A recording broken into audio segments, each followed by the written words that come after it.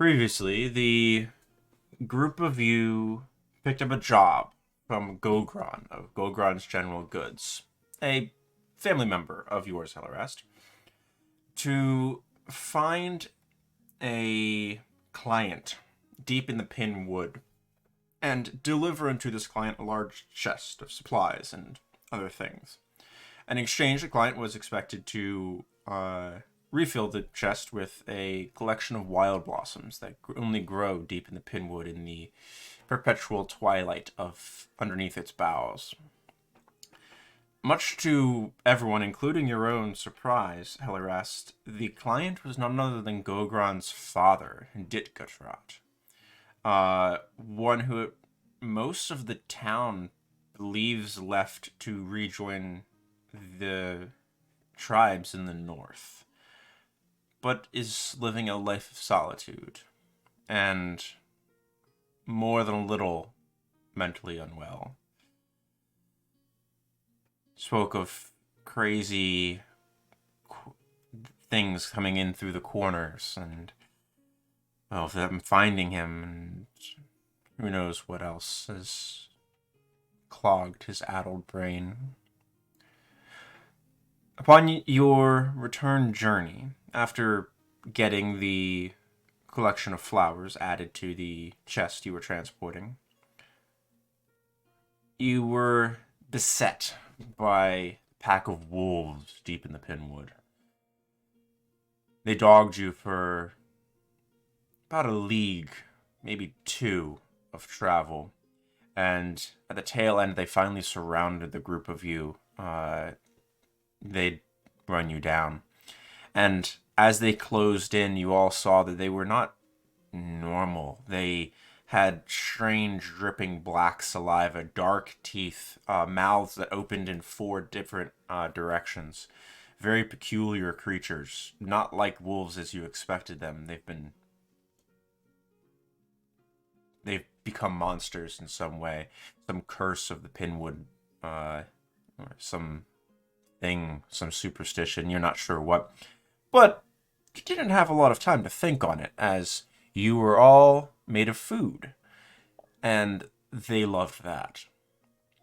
They beset you one by one, surrounding you, going for your ankles, trying to draw you all to the ground, make you more susceptible to them. But the group of you prevailed over these wolves, slaying them, and learning that their bile that passes for blood seem to have similar properties to the cedar and coniferous trees of the Pinwood, slowly eating into the metal of implements used to dispatch them. This was particularly damaging to Dunnan's axe, and slightly to a spear here and there, but the group of you have made it out of the Pinwood at this point and returned to Elderthorn.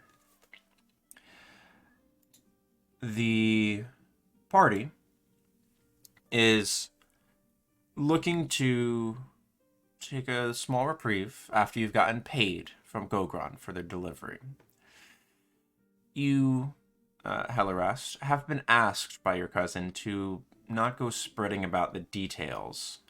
Well, the whole party's been asked of the identity of the individual living in the Pinwood, Gogron's client, around town. You all know this town talks. In exchange for your silence, he has offered to give you an additional 10 silver worth of credit of goods towards the store, that you can acquire things now without having to spend coinage.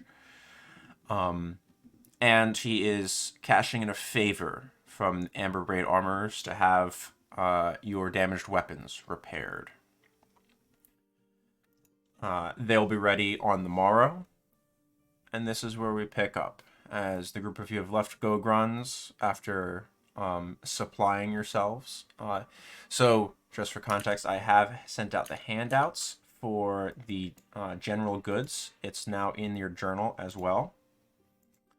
In the Elderthorn set folder. underneath Gogron's General Goods.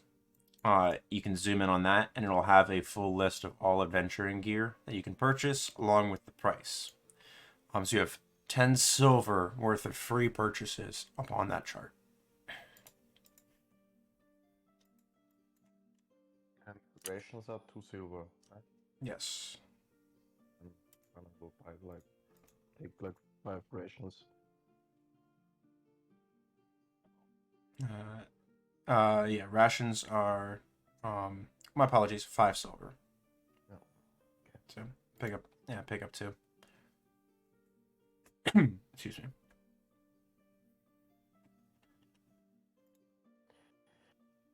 And we're all standing in front of the shop now, right? Correct, yeah. And he has taken the axe from you, Dunnan, and I believe it was Siegfried, your spear, that needed to be repaired as well. It seems like the bile of those wolves doesn't damage things quite as badly as the sap of the cedar trees and pine trees does, but it is still damage that you suspect over time or prolonged exposure would destroy them just as well as the trees do.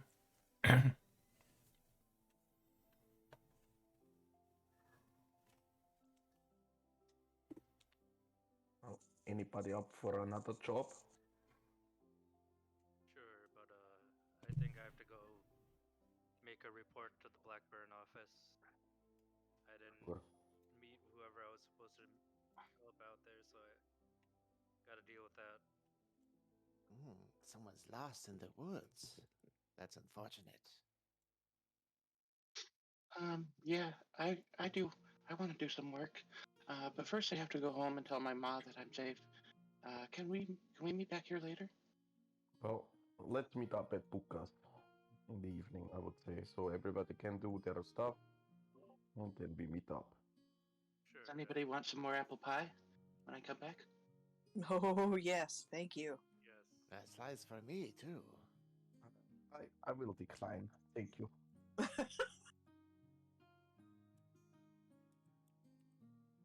Are you sure? I think she probably has some non-spicy one. Now that we're friends.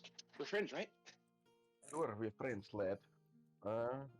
If it's not spicy, then I will take lightly. We'll take one. Okay.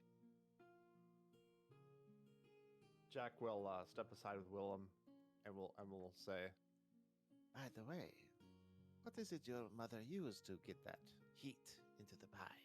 I'd be curious to get some of the pepper oil or whatever it was she was using. That one wasn't actually my mother's recipe. My da, he likes the peppers. It came from his personal garden. And Willem would try to carefully pull out the sealed bottle of preserved ghost-like peppers and show it. How much for a vial? Oh well, if my da's willing to give up more, I'll see if I can just bring it. Or we can share this one. It's good for pranks. I wouldn't eat them past that. Sounds good.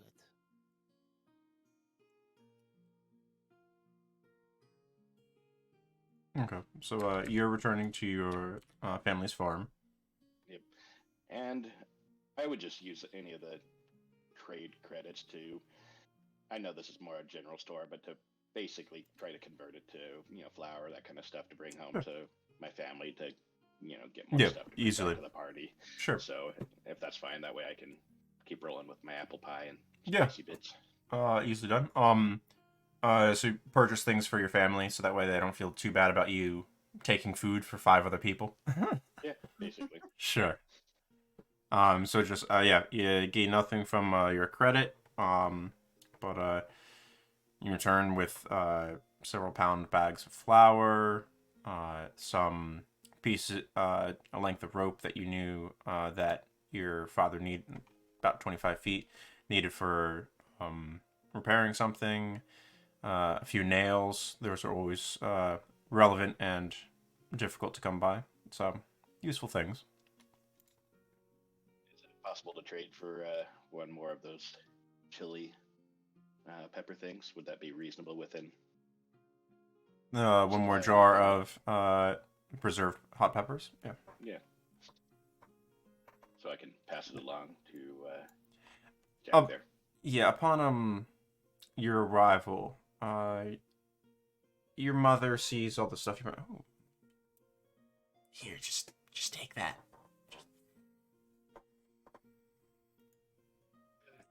I'll deal with your father. Okay, I promised my new friends some more apple pie. They all loved it. Even my new best friend. Well, can I get her two? Yeah, I didn't get hurt. that's good. Very good. Yeah, sure. She goes to small pantry and pulls out a box, and looks like it's made out of like tacked together strips of wood. And lifts out a pie, provides it to you. It's the last of our preserves from the fall harvest. Make sure they enjoy it, okay? And I'll keep bringing home things as I can, because I know you want to know I'm safe, and you got to contribute to the family, right, Ma? Good boy. Hopefully I can find a partner too this time. Start by just being safe.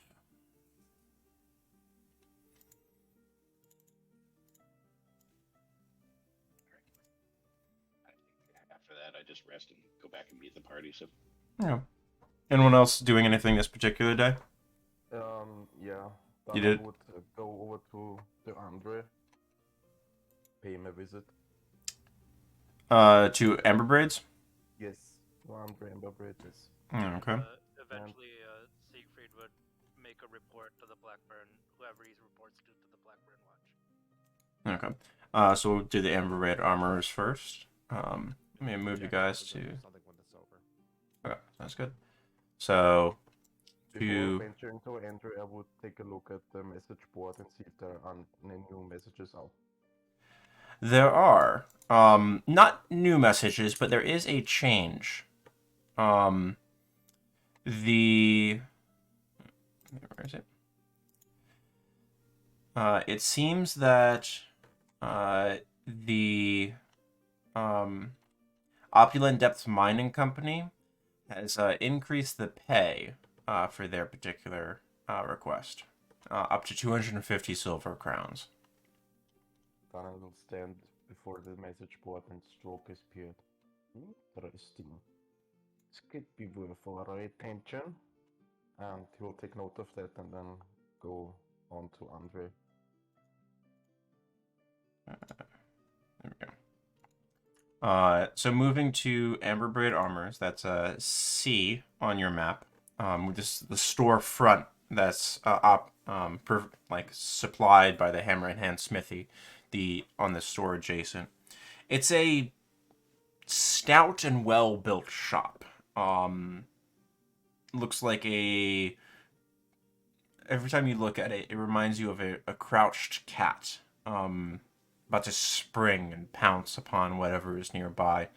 Just the shop is low to the ground and always has a presence about it. As you approach, you hear the shop before you even get see it, though. Turning a corner, you can hear the hammer pinging even harder and louder, as you hear Andre's sister working in the area next door. And pushing inside the shop, you see a few different individuals haggling with Andre at the moment, as Andre operates the front desk. It looks like they're discussing the price of a new hoe, and the potential of having a plow forged for them. It sounds like one of the farmers had hit a large field stone as you're just getting the tail bit of it, and had a large ding in their horse-drawn plow, and needs it fixed or replaced as soon as possible. rest of the conversation takes about 3 minutes as Andre sort of gives you the head nod as you come in, acknowledging your presence. Wraps up the conversation. Hello, how are you doing? It's a pleasure to see you again. Oi, Andre. Does always work for you, right? Unfortunately, unfortunately and fortunately, he's been here for about an hour now trying to haggle at the damn price. I told him what it was, he didn't like it, and he thought he could make a better deal. And I told him, fine, you go speak with the other smithy in town. Good luck finding another one. My thoughts exactly. What can I do for you? Well, we just came back from the Pinwood. Was Gogran already here? You've been in the fucking Pinwoods, mate. Yes. Why? Well, we were sent there. It's a bad business. Yes. I'll tell you about that in a minute. You see him sort of reach under his tunic and sort of rub his collar for a moment with 2 fingers, and then press the same 2 fingers to his lips and sort of look up in the air. You recognize the gesture as like a sort of a silent prayer, like prayer to the kami that good luck not leave his household. But alright, Gogran, no, not seen him yet today. Sorry, but this was spacing out. But you were cutting out for me. Gogran, no, I've not seen him yet today. Alright. Must be on his way. Well, we were in the Pinwood, as I said, delivering some and getting some goods. And you know that black goop that comes out of these trees? Oh yeah, that's one of the reasons you shouldn't be going in the fucking Pinwood. Yes, I know. Well, on our way back, we were ambushed by some, I don't know if there were wolves. I mean, they were wolf-like, but they were having not one more, but they're more, I don't know how to just split apart in 4 parts. And the worst part is when I hit them with my axe, that black bloody goop came out of their bodies. Chan Yao. Black goop? Like the trees? Yes, exactly. And now my axe is bloody, has pockmarks on it. Where's the axe? Let me see. Oh, I gave it to Gogron, that's why, because he's Oh. gonna trade in a favor with you. I was just checking up if you already brought the axe, and I want to talk with you about. I Guma. don't know. I know he hasn't brought the axe in yet. We owe him more favors than I care to speak about, but that's fine. Well, I'll get it taken care of for you. I'll make sure she puts it up at the top of our list. Right, much appreciated. And if you can do anything, maybe you can show me what you've done. So next time I don't know, but I guess we are gonna go back into the Pinwood at some point. That I can maybe do something about it on the spot, just to clean it off, or I don't know, maintain the axe before it gets pockmarked again. Sort of scratches his beard for a moment. You see, he just has some type of like dark residue on his hand. Just it gets smeared onto the side of his beard. I don't know if there'd be anything useful in that sense. We've been trying to figure something out for the logins. I mean, it's a lot of tree, but if you can't get it, it's not worth nothing. And we tried all manner tinctures and whatnot. Nothing seems to really get at it as of yet. I mean, if you find something, that'd be worth a small fortune. But Find some black goop. No, find something to remove the goop from your tools. Because that would mean every hour or so, if you applied it to an axe head, you'd be able to fell some of them them cedars. Suddenly, the pinwood looks not so much like a foreboding forest, but a wealth of treasure. Right. Well, anyway. I will Best check up- recommendation is don't get it on your tools. Well, we were ambushed by wolves. I mean, Yeah. Not much there you can was do there. getting eaten or bashing heads, so I'll better bash some heads than get eaten by wolves. I do have something. I mean, it's a bit crude, but I have something that might be useful. Sort of starts rummaging around in one of the barrels, and pulls out what looks to be a small, it's like a wooden handle. You can see the base of it is wrapped in leather thongs, pretty tightly to form a grip, and then it slightly flares outwards for a moment, and then there's a wooden pin driven into the top of it to hold the head in place.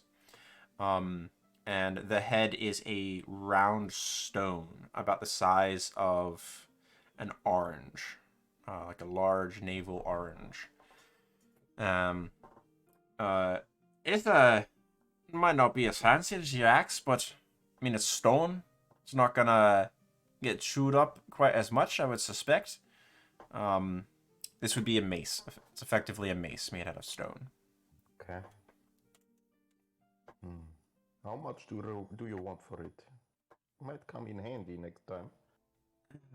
For this one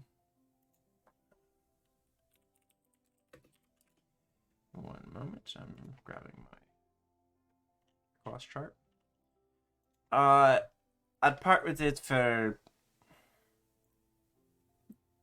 15 silver. Got a deal, my friend. Like, here you go. So put stone mace on your character sheet. If you drag mace out of the compendium, it'll add the attack automatically, and then just edit the name to stone mace. Okay. And then mark off the 15 silver. He takes the coin. Yeah, pleasure. Sort of tucks it into a pocket. Tap a lift. Anything else I can be doing for you then, Conan? I think I'm good for now. I'm gonna head back to Booker's. Stop by sometime midday tomorrow. Hopefully Sis will have your stuff done for you at that point. I will do. Thank you very much, my friend. Emil's got a good bit on her plate, but not too much. Right. With that, he will head out. Okay. Alright. Next up was Siegfried. You're returning to Blackburn Keep? Yep. Okay. Reporting in. Okay. As you get back into Blackburn Keep, there's normal guards. They're stationed at the entrance, but they don't give you any... they don't waylay you in any manner. So whom are you looking for as you get into Blackburn? Does Siegfried have any? I don't know if we figured it out, but probably whoever he reports to directly. Whoever is in charge of his unit or squad or group of people he works with. So one of the lieutenants? Yeah, one of the lieutenants, definitely. One moment, please. Sorry, I forgot to think of a character for that. There'd be, as you ask around, the person currently running training drills, on the far side of the, courtyard, is, Lieutenant Arvir.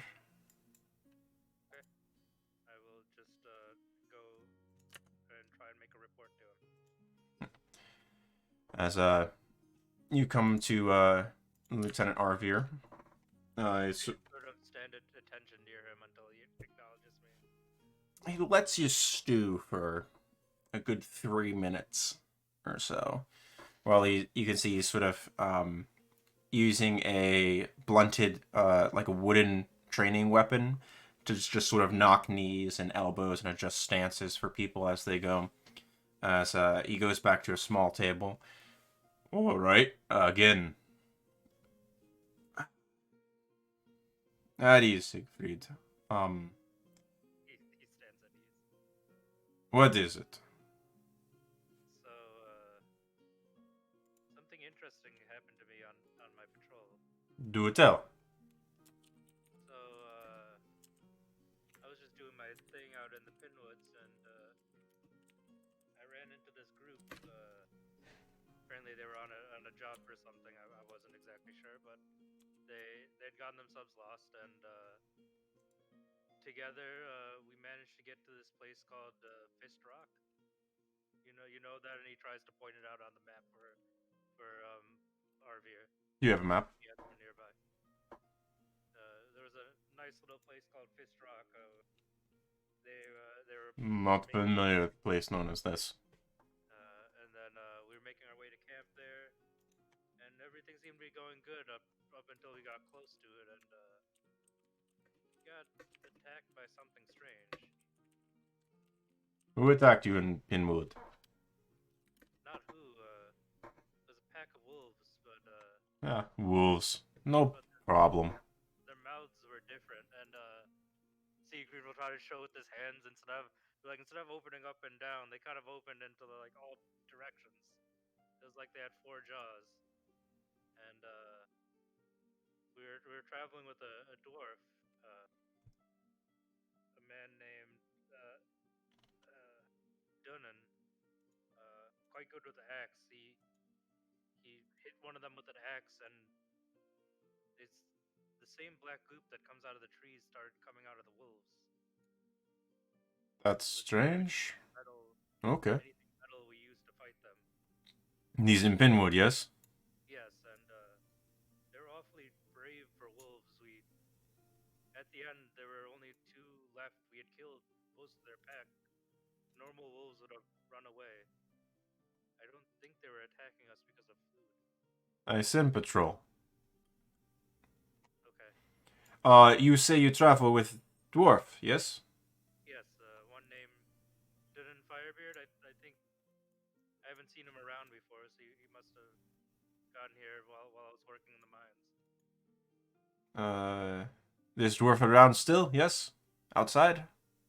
Yeah, I think he said something about going to see the amber braids. Oh. You travel anyone else?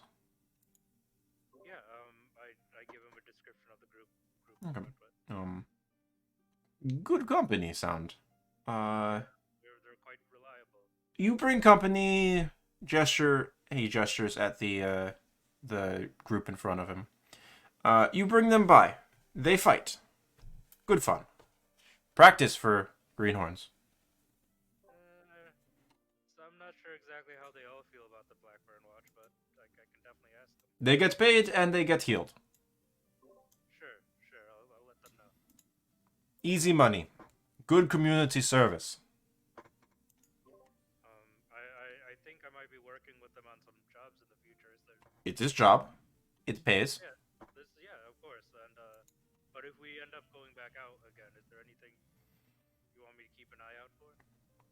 See if more wolves. Try bring back body. Okay. Understood. Very peculiar. Why you in Pinwood first place? I mean, the watch told me to go out there. We have no orders of you being sent out to Pinwood. I don't know what to say. I got one of the lieutenants. I guess they told me to go out there, and Was- apparently I was supposed to meet Was this orders you were given in letter or directly? I imagine Sigrid would have gone in letter. Otherwise, he wouldn't have gone out there. So he shows him the little slip of paper that he found in his bunk. He takes it.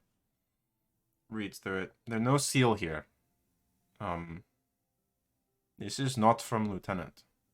Nor is it from Stormsurge. Stormsurge does not like right. Who... So I've only been here for like 2 weeks. So I keep this? Yes? Good.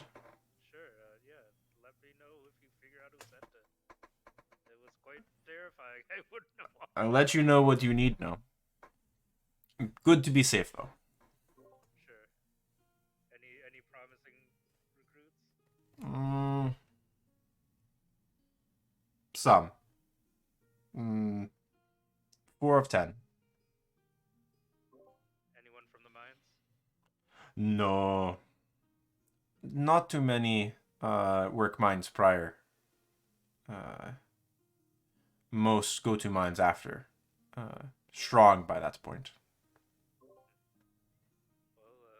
seems like you have a lot of work to do. I'll let you know what the group Make it easier if you and company help. Do community service. Teach them up some. Yeah, definitely. Well, and then Siegfried will just wait until Arvir dismisses him. He sort of takes a swig from what looks to be a water skin. Stands back up, starts correcting more stances. It's about 5 minutes. Starts out. You're still here. Be gone. Alright, and then he just like gives a nod and then he leaves. Alright. I will try and find Dunan or Helirest and Jakaka. Okay. Speaking of Jakaka, where are you off to? Jack would be heading to the bakery. He, as part of his own form of community service, he tends to now and then buy like some dry rolls and stuff that's been out for a couple days, and he'll take it to the temple as a donation, paying for it, you know, at reasonable price. But it's also a way for him to get an excuse to interact with the baker's son, the younger son, who he pays for information and rumors about the town. And now that he's been out of the town for a couple days, he wants to hear if anything's gone on in the time he was away. Okay. So you pick your way. The bakery is located up in the Tiltwinds. It's a small shop that goes by the name of Snack Shack.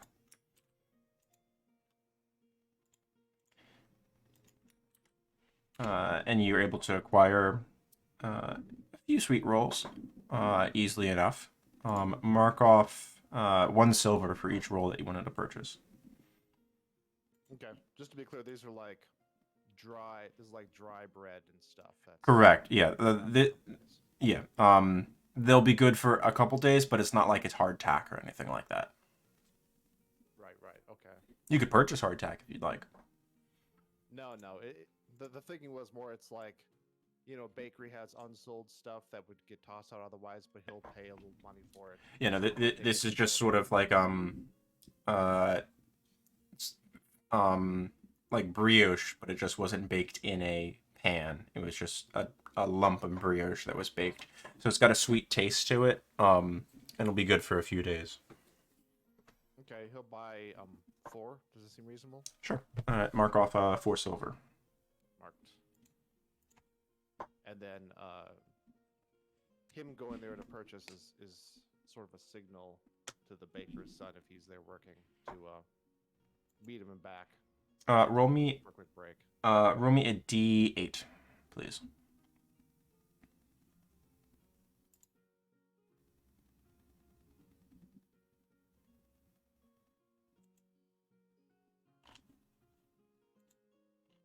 My game does not want to alert me when something comes through.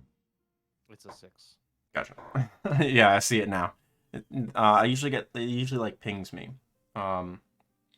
He's looking for Wes, the Yep. baker's 12-year-old son, the younger of the two. Wes is the butcher's son. You are correct. I'm sorry.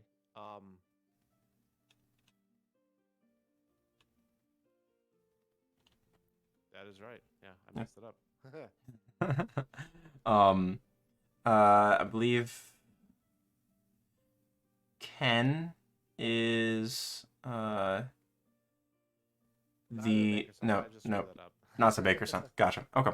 Can we fudge that to be more butchery related? Sure. It's hard to like pick up old meat. So the butcher's way is across the shop. So as you come out of the baker's shop, sort of glance around, and you see seated on the front, in front, sort of playing with some lines of sticks and stones in the dirt of the market march. You see Wes in front of his father's butcher's shop. Wes sees you. He'll swing by with the rolls in hand and will nonchalantly lean against something nearby and... So, what has been happening lately? Anything of interest? No. There. Oh, yeah, something happened. Alright. So, here's what happened. You see, the march was pretty quiet, like 5 days ago. And then we got the word that everyone's going back. So then all the prices went up at the march. And everyone's been looking for mushrooms and can't find any. It seems like nothing's been growing, like through the frost. So there's one merchant who had a whole bunch of like these big brown mushrooms that were selling them for like 5 silver a piece. It was ridiculous, like way overpriced. Dad bought one. They weren't that good. Could have been better, but it's quieting down now. Since everyone went back up to the loggers' camp, it's quiet. We should have some miners returning the next 3 days, 4 days or so. So that'll be some money. You get any meat when you were out? Trust me, the creatures we slew in the Pinewood would not be good for eating. Yeah. Can you Yeah. believe it? We went into the Pinewood. Would you No. like to hear what we see? No. It's, quite interesting. No, it's not. That's nasty. Mhm. Scary. Imagine a wolf. Yes. I don't want to. No. With saliva. He throws the stick at you. Make a dexterity save. 14. Sort of dodge out of this way of the stick as it was aimed at your face. Stay good, yes? Maybe. How was your older brother been? Okay. He's eager to join the Blackburn. He knows that he's not going to get any training until he does that. But he's been working on some of the farms, helping them till the fields. He's trying to make sure he's as strong as possible, so that way he gets the offer of becoming an avowed. Okay, so this is like a slight change then from Yeah. the earlier stuff. Okay. So what's the There- dynamic then, just so I'm familiar? So, based on Bryson's things, he can't receive any training until he becomes an avowed of the Blackburn. Like, officially, he can't receive any training.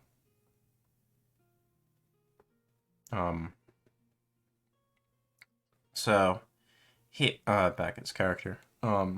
Yeah, he's been trying to make sure he's strong enough. Dad caught him practicing. Okay. And he got a right chewing out for it. I'm surprised he's not hanging in there with the deer. Gestures his head back.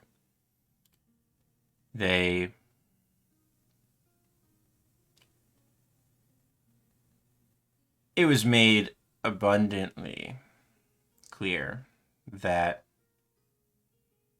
if he wants to practice that stuff, he's got to get the proper training. And the only way to get that proper training is through the watch. So, no one else around does it. So, sorry, just so I'm clear, Are we nixing the thing where Jack was offering training to one of them? Because the original idea, I think, was that it was Wes here, the younger son. So What's the new dynamic? So Bryson has a talent for the arcane, but there's nowhere that he is allowed to study it without being a member of the Avowed of the Blackburn Watch. Okay. And he has been caught by his father practicing, like basic, very, very basic things, like trying to make, like a thing move with like Mage Hand and being not great at it yet. Like super basic stuff, but showing some degree of aptitude. And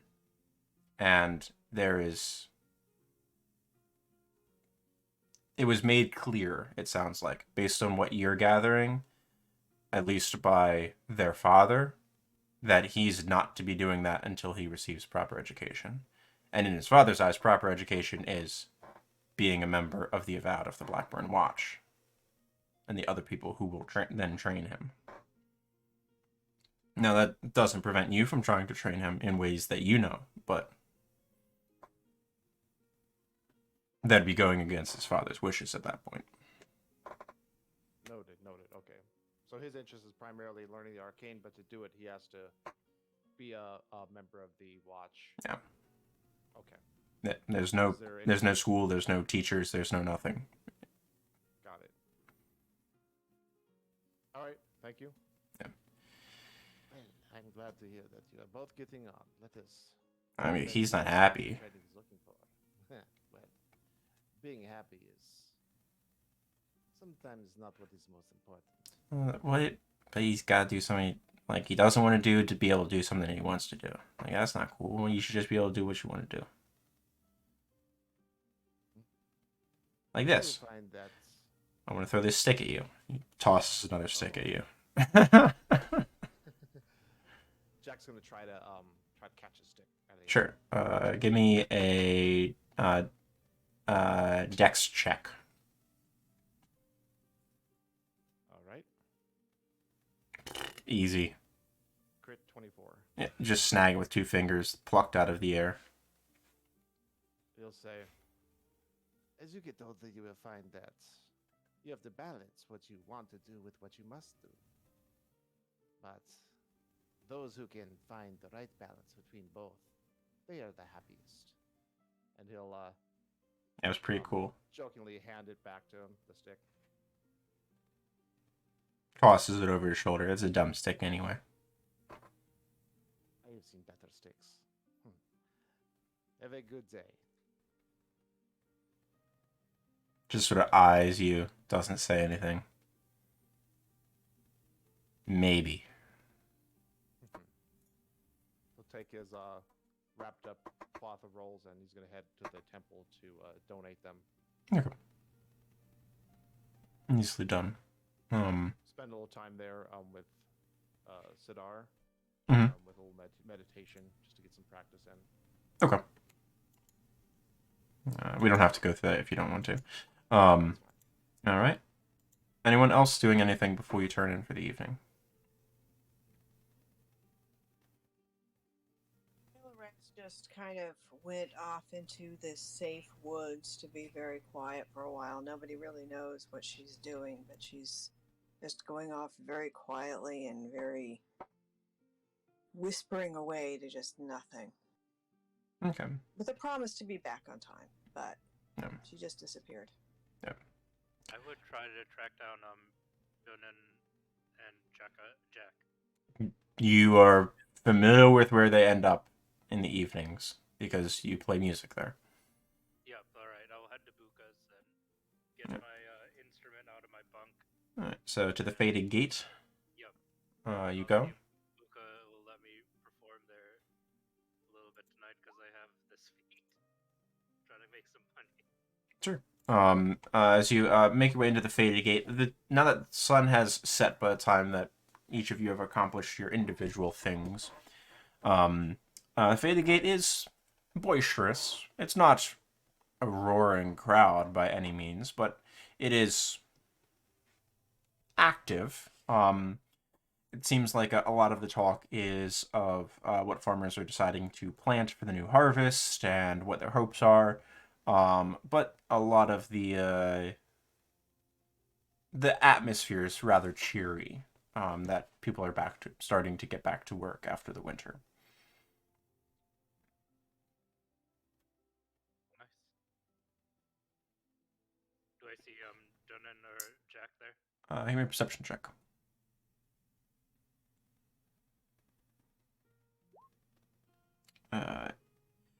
You notice, I would suspect Dunnan first, since Dunnan just went to Amberbraid nearby. Dunnan, what would you be doing at this point? Probably been about an hour since you Yeah. were at Amberbraids. Probably sitting at the bar, chatting with Booker when she has time, drinking ale, having some dinner. Okay. Noted. Dinner today is boiled cod and bitter cheese. Sounds lovely. It's food. But so you see Dunnan there, Siegfried. Yeah, I would try to take a seat next to him and order some food and like, hey Dunan, everything Where going is well? Siegfried? Sorry? Oh no, I was just saying where's the rest of the group? Oh, I think they will be about in next hour or so. Well, And I actually was kind of looking for you. for me? Yeah, well, I made a report to my lieutenant at the watch. Don't worry, I left out the stuff about but anyways, he was training a new batch of recruits when I was talking to him, and he said that after how we dealt with the wolves, he asked us if we would maybe want to help train some of them for some money. I saw the message on the board, but I'm not particularly fond of training some greenhorns.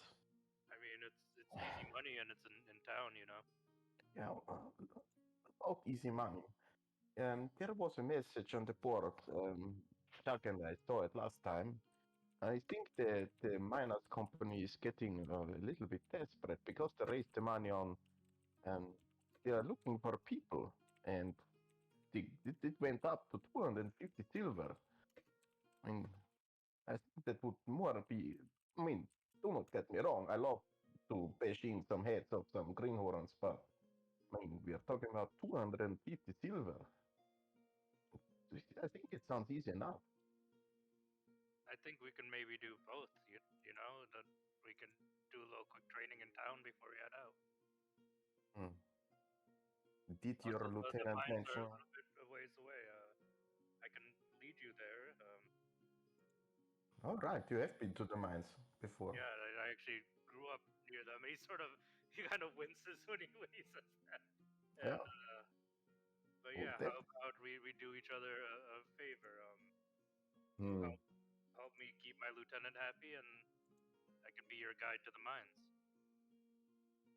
All right. I mean, You let's hear see. Let's you hear see what the Buga's others voice prefer. call out. One sec, Jack. I'll have someone out to get your order in a moment. Very busy. Hey. Secret Snaps the just fingers. points on the counters, like the usual buka. Get out there, Bill. Get. And you see appearing from the kitchen area, Willem. It's busy tonight. So clearly done in ale. It's the special is cod. It's it's boiled. Did you want anything else? Also, who's your Wait, friend? what is this?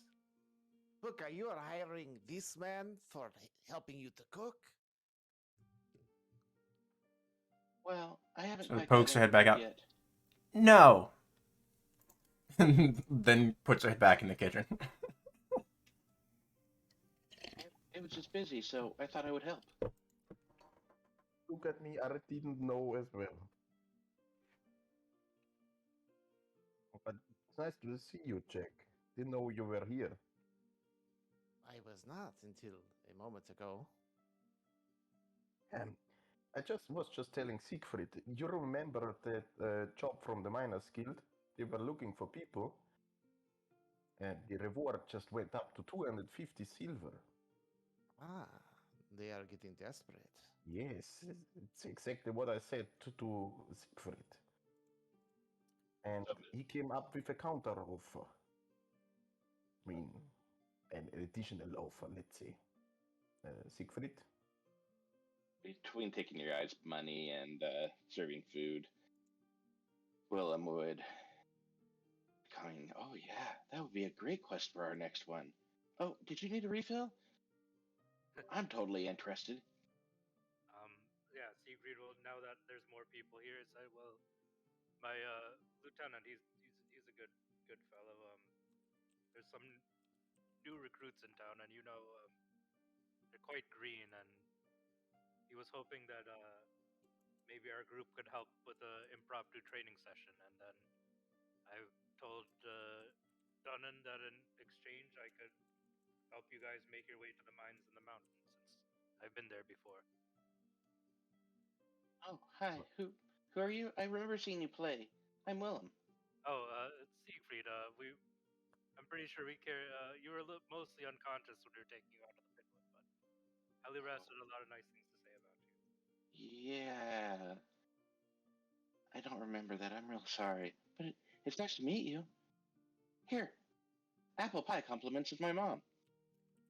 And between the food, would be serving all the companions apple pie as we're jumping in there, but they would be like cutely folded up in like a little, kitchen towel. Cheesecloth. Person. Yeah.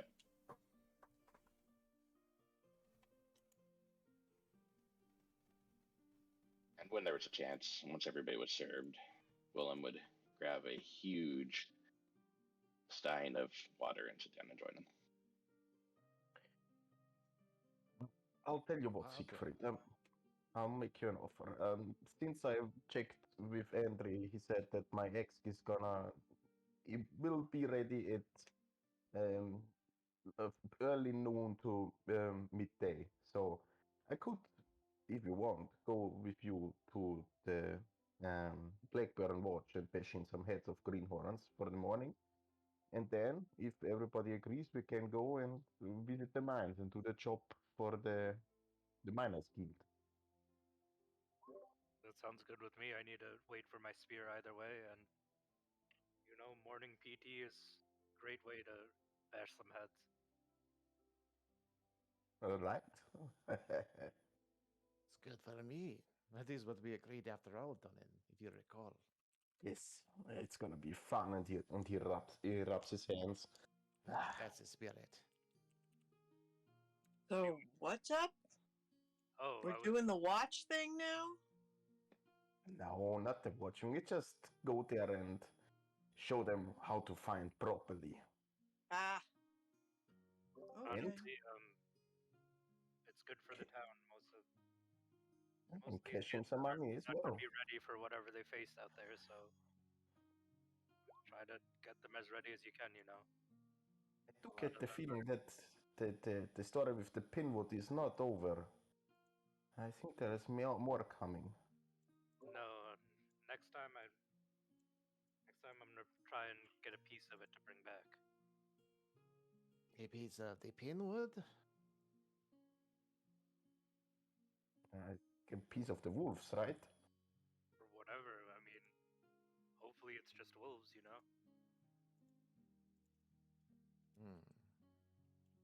Well, be sure to bring a bag. You probably do not want to carry that in your arms.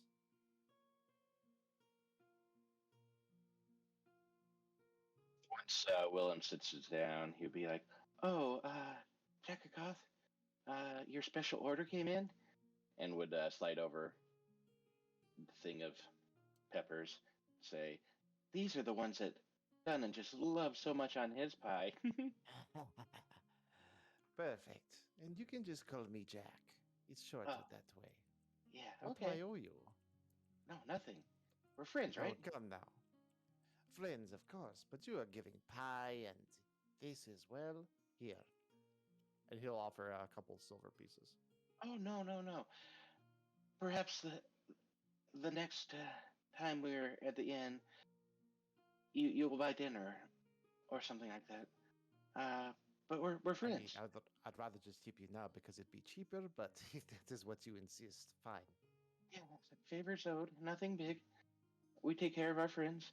Also done, and here's your pie. This time without the addition. We're friends. I look at him a little bit. I don't know. Care to try for me first? Mm, Oh, you big baby. Come on, let me have a bite. He'll grab a piece of pie and he'll just take a big chomp out of it. It is cinnamony, delicious, slightly tannic flavor. Give me a nature check, Jack.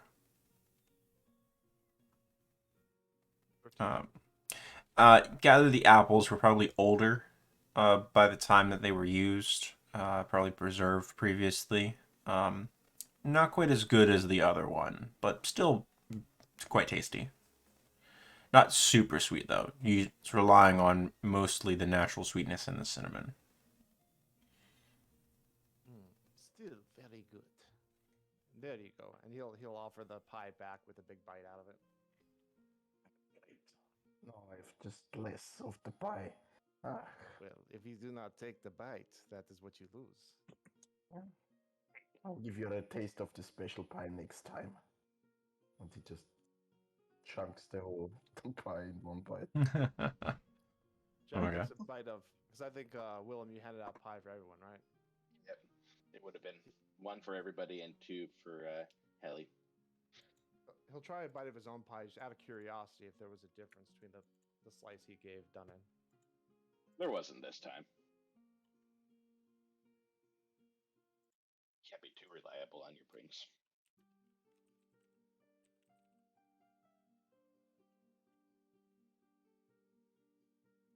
So, are we agreed for the plan tomorrow? Agreed. Perfect. Yep. Do we need to get more information from the Miners Guild, or is it all clear as day for us? Well, probably good to claim the job so Hmm. they know to hold it for us in Yeah, case right. someone beats us to the punch. I have a suggestion for a name for our group. You want to hear it? Sure. Yeah, It better not be the pie eaters. No. Bloody Mad Dogs. And he laughs at that. Bloody what? Mad Dogs. Bloody 'Cause- mad dogs. Yes, because we first killed some wolves, some Mad Dogs. No? It's fitting, right? And he's totally full of himself. Let's workshop it. You don't like it? Oh no, I did not say I did not like it. But, even the best bit of craft can always have a little addition, right?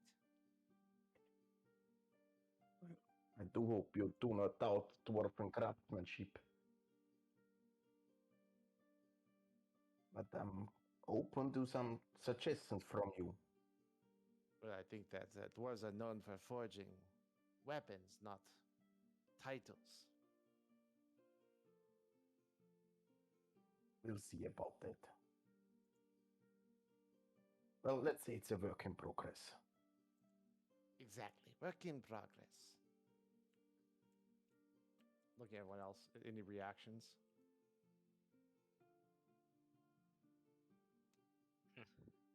I mean, it's not the worst thing I've heard for a group name. And then Siegfried is going to sort of motion his instrument over to Buka to see if he can get permission to play. Yeah, it's fine. All right. And, Not too loud. Sure, something relaxing. Willem would have put his like hands together, gripped them, like fingers interlaced, and like kind of rocked back and forth. We have a group name. Be like wiggling around in this chair, a little purple apron, embroidered flowers, It usually looking helps. like a ball of cuteness. Usually helps when you need to be like, hey, send money to that group or whatever instead of. And it also helps to be remembered, in history. Yeah, but we're a group now. Yeah, Siegfried is going to find like a stool to get ready to perform on, and he's gonna perform a song called the Mad Dogs of the Pinwood. And Huh? See? See? talk about I our flight to the Fistra. Decided then. Bloody mad dogs. Well, I suppose if it's in song, we cannot argue anymore. Well, the greatest stories are always in the song. It's not Right. done very well though. Not very well. Though maybe we want to distance ourselves from this one. We can call ourselves the Bloody Mad Dogs and the Pup. And I point over to Siegfried.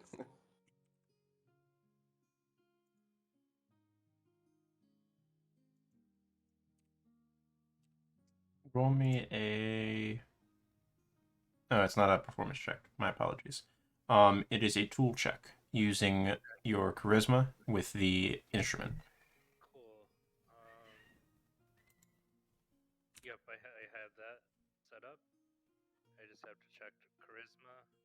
Mhm. Even worse. Even worse. Okay. It's interesting. You get partway through this composure, and you then forget what word you rhymed with dog. For like a good 3 seconds, to the point that it disrupts your fingers, and you sort of catch it again. It's that one guy that always brings the guitar on the camping trip that doesn't quite know how to play it. Wait, no, I know it. Wait, no. It goes over okay based on the level of intoxication in the area at the moment. You get a few copper coins tossed at you. I'll pay you to stop. Yeah, Siegfried just sighs and then he'll pick up the copper coins and then just leave them on the bar. He's not 4 copper. Okay. I just shrug to the group. Not all of them are winners. To keep practicing. That is how you learn your craft. Everyone fails at first. It was a good first try. Keep going. I like it. Don't worry, Siegfried. You came up with the courage and put you on the spot. It's all right. It's a work in progress, as I said. True. Well, now that everyone's here, how about we say we meet at the Blackburn Keep in the morning, and then we head for the mines in the afternoon. Yes. Normal drill time, or should we arrive early to have a strategy? Probably crack of dawn. Arvir gets his recruits up quite early. Yes, I remember. Oh yes, of course. It would look better if we were there, prepared, looking like we were experienced for them. I guess, but Appearances are important, of course. Arvir is honestly not someone who cares too much about appearances from what I've dealt with, but it does help the recruits feel a little bit more secure. Of course.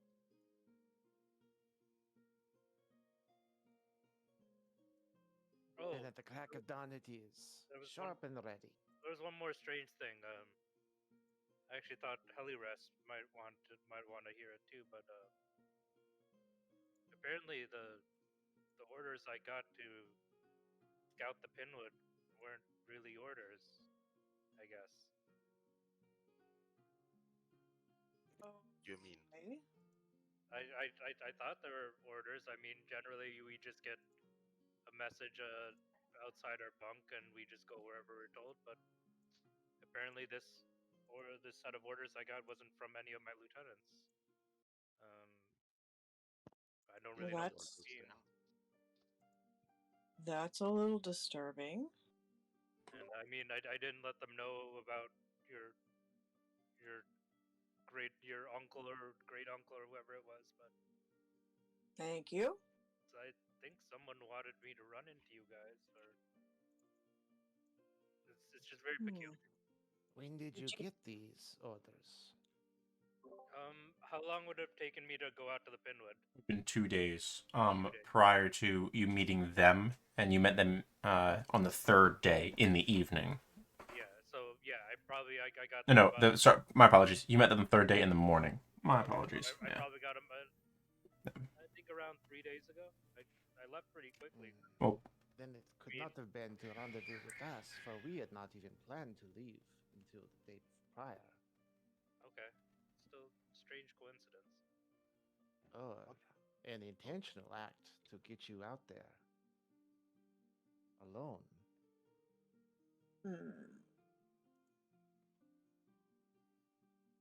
It is frankly incredible you survived so well on your own out there to begin with for nearly 3 entire days.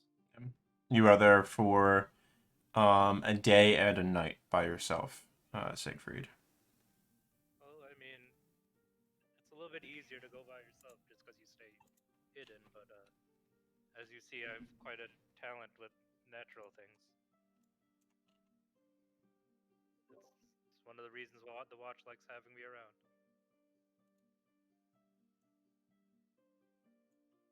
That's the better. Something to teach those so-called greenhorns on the morrow.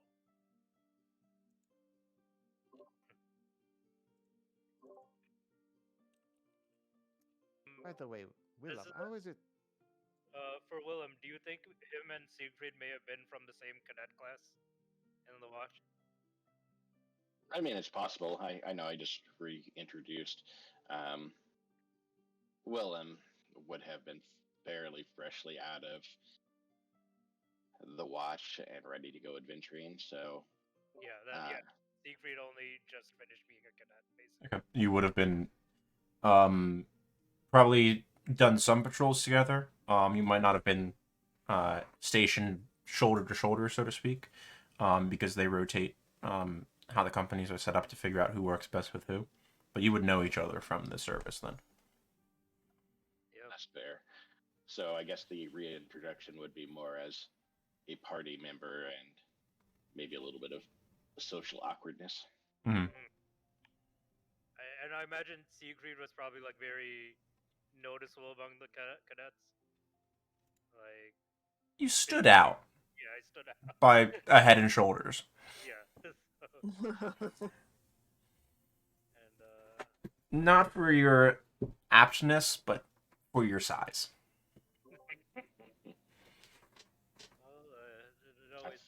mean, honestly, a lot of the kids who join the watch, it's usually because of their parents. But like Willem would have been your antithesis.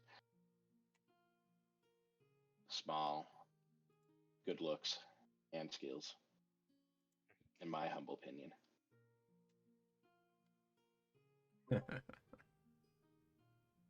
Like a backhanded compliment or insult.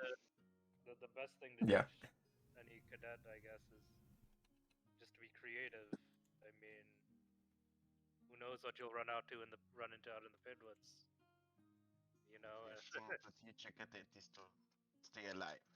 Yes. Expect the unexpected. And hit stuff. Yes, that too. I personally got to work on that a little bit. You will get there. Just follow my instructions and we'll make a proper fight out of you.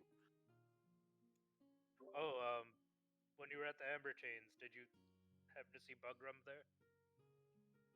Bugram? No, I just met Andre. Okay. I look around Bukas. Is Bugram somewhere around? He's not currently. Okay. He's been haven't seen him the last few times you've been through here. I'll ask Buka if she's in a moment she's not yelling at people. Hey Buka, you've seen Bugram around? No, not for better part of a week. Is he on a job or something? Maybe, don't know. Hasn't shown up. I hope he's okay. I hope he comes back soon. I could use the help. No, Jack. Ah, come on. Is it the apron? Is it Willem's apron? Do I need a purple apron? She's gone. The apron helps keep me professional. Of course, if you had one, you would be more desirable. Look at these little flowers. I hand-stitched them. Quite the jack of all trades, aren't you? Jack. Ah, well, I do well at cooking, sewing, and a few other things, but I can also do other stuff, so a jack of many trades, if not all.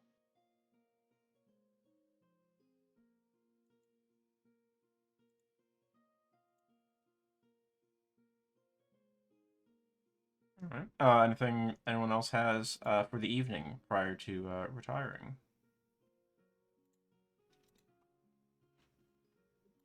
Nope. Okay. Probably cleaning up my appearance a little bit and getting ready for bed. A crisp, professional look is always important. Sure. One by one, the group of you retire to your own respective places upon which where you can sleep, and a comfortable rest comes to each of you one by one.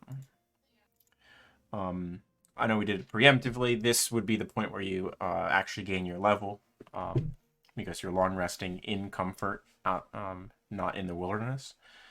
So you'll go up to second level at that point. And you're all awoken early, based on whatever setups you had in place, whether it be your parents waking you up, having Buka come around and bang on your doors, whatever choices you had made for making sure that you were up and about. When Puka wakes me up, I'll ask her, how much do I owe you for the ale and the food and the lodgings? The ale you drank 4, that's 2 silver apiece. 1 of which came with your meal, so that's 2 off and 8 on. So you're looking at 12 silver. And then lodging is another 3.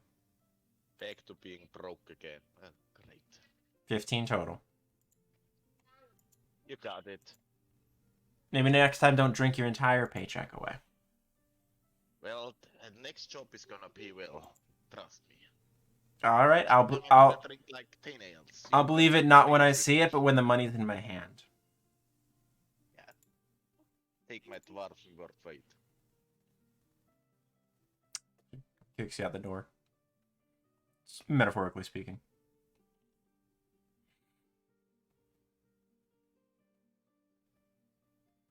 And I'll head over to the Blackburn Watch. Yeah, Okay. Siegfried is already there since he's bunking there as well. The group you have a proficiency bonus of 2 currently, correct? Yep. Believe so, yes. All right. And Helleras, what is your Constitution modifier? Ask me that. 4? All right, 4.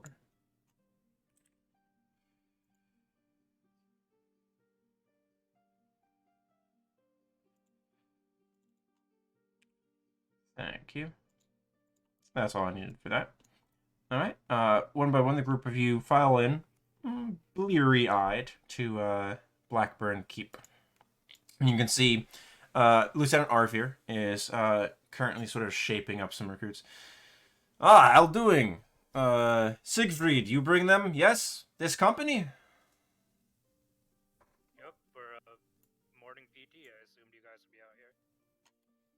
Wonderful. Wonderful. I go get the healers. No fighting yet. He goes inside for a moment. You can see the recruits are sort of... Some of them are rubbing their eyes still. Others are sort of drawing with the haft of their great spear in the dirt. Their shields currently hung on their hips. Danan will walk up to them provocatively and size everybody up. And they are like standing lazy, not in form. None of them are standing at attention or anything like that. Okay. Alright. Okay. Then he will... Get a hold of yourself! What's that posture? You calling yourself a soldier? Not our commander. Straighten your back. One of the women says, "You straighten your back." Oh, no, sorry. You're just normally that tall. Oh boy. You're gonna have fun with me. Right, you're gonna be my training partner. Don't flatter yourself, sweetie. Oh boy, I'm gonna make you swallow those words. She spits at you. On the ground. Oh, They definitely need the help. Oh man, these greenhorns, they do not know what they're in for. you don't know what you're in for. You can't handle me. It just laughs at that. Feisty woman. I like it, but... It's alright, she doesn't like you. Build. At this point, Arvir, Lieutenant Arvir returns. Alright, shape up. And, he's got a few people, flanked behind him. You recognize some of the, avowed members of the Watch, who issue, their breastplate armor, for more comfortable and mobile studded leather. And have their sleeves sort of tied up above their elbows. You can tell they're ready to practice magic should the need arise.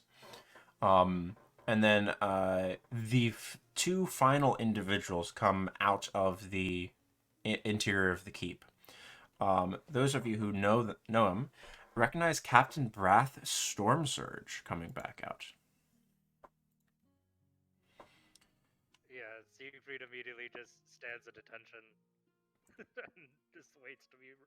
Always good to see some former names coming back to take care of the new people.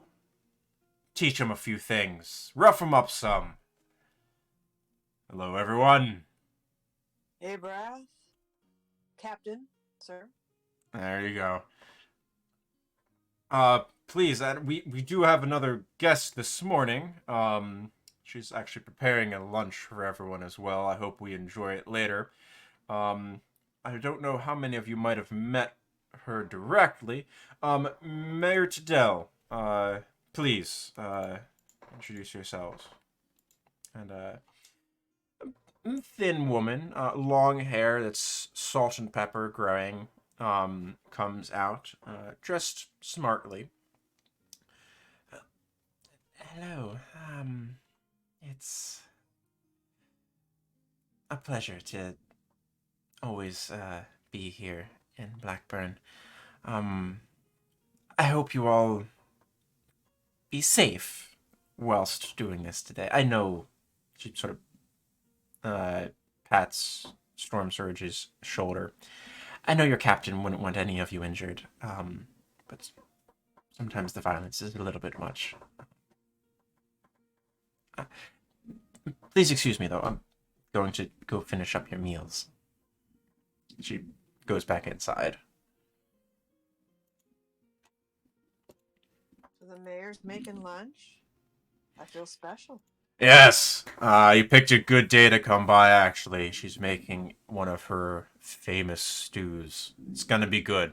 But first we have to earn that meal. Alright, how many of you are there? 6. It's 5 of you currently. Aeolus is not present. Ah.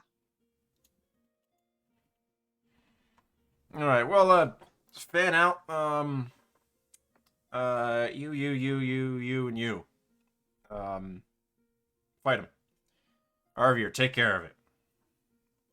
Yes, sir. I'm gonna move you all over to a map. There we go.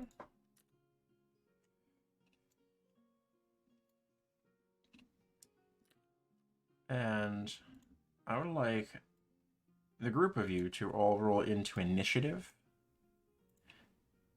As make a copy token, drop that over here as my initiative tracker.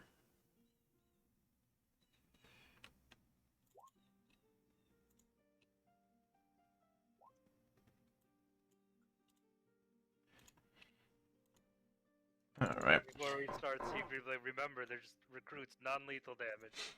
All right. Non-lethal damage. Arvir sort of sidles over to the recruits as he sort of gets them.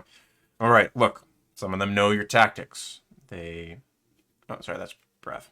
Some know your tactics. They know how you fight. Be creative. Calls back over to the group of you. Give him a show. Try to win. You probably won't. We'll see about that. All right. And we will pick up in initiative after our mid-session break. Okay. Alrighty. Call about 5-6 minutes. Sounds good. Sounds good. Thank you.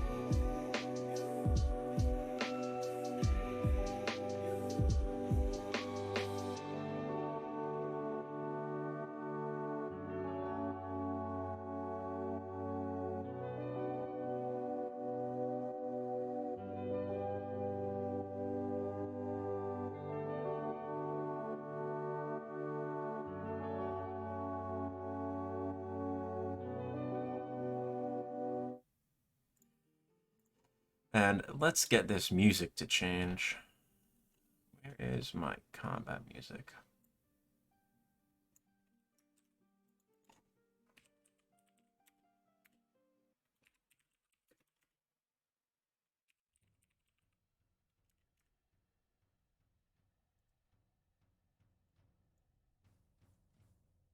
Okay. As Arvir sort of gets all of his recruits set up and adjust their stances a little bit, you can see them all pull their shields up and lower their spears in preparation. They seem to be a very different fighting force than the one that you were just mocking minutes ago, Dunnan. Jack, you are the first to act as everyone's sort of sizing them up. You think you have the quickness to try to get something off before anyone else does anything. What do you do?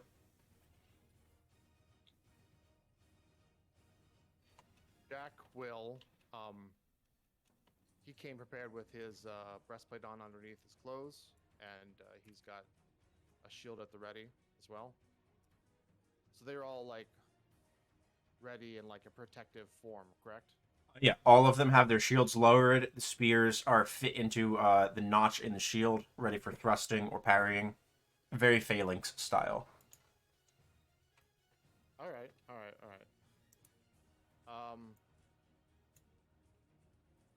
Jack will come in to the side here. He's got the shield and like I said, his armor on underneath the clothes. Mm-hmm. Just wait here for now.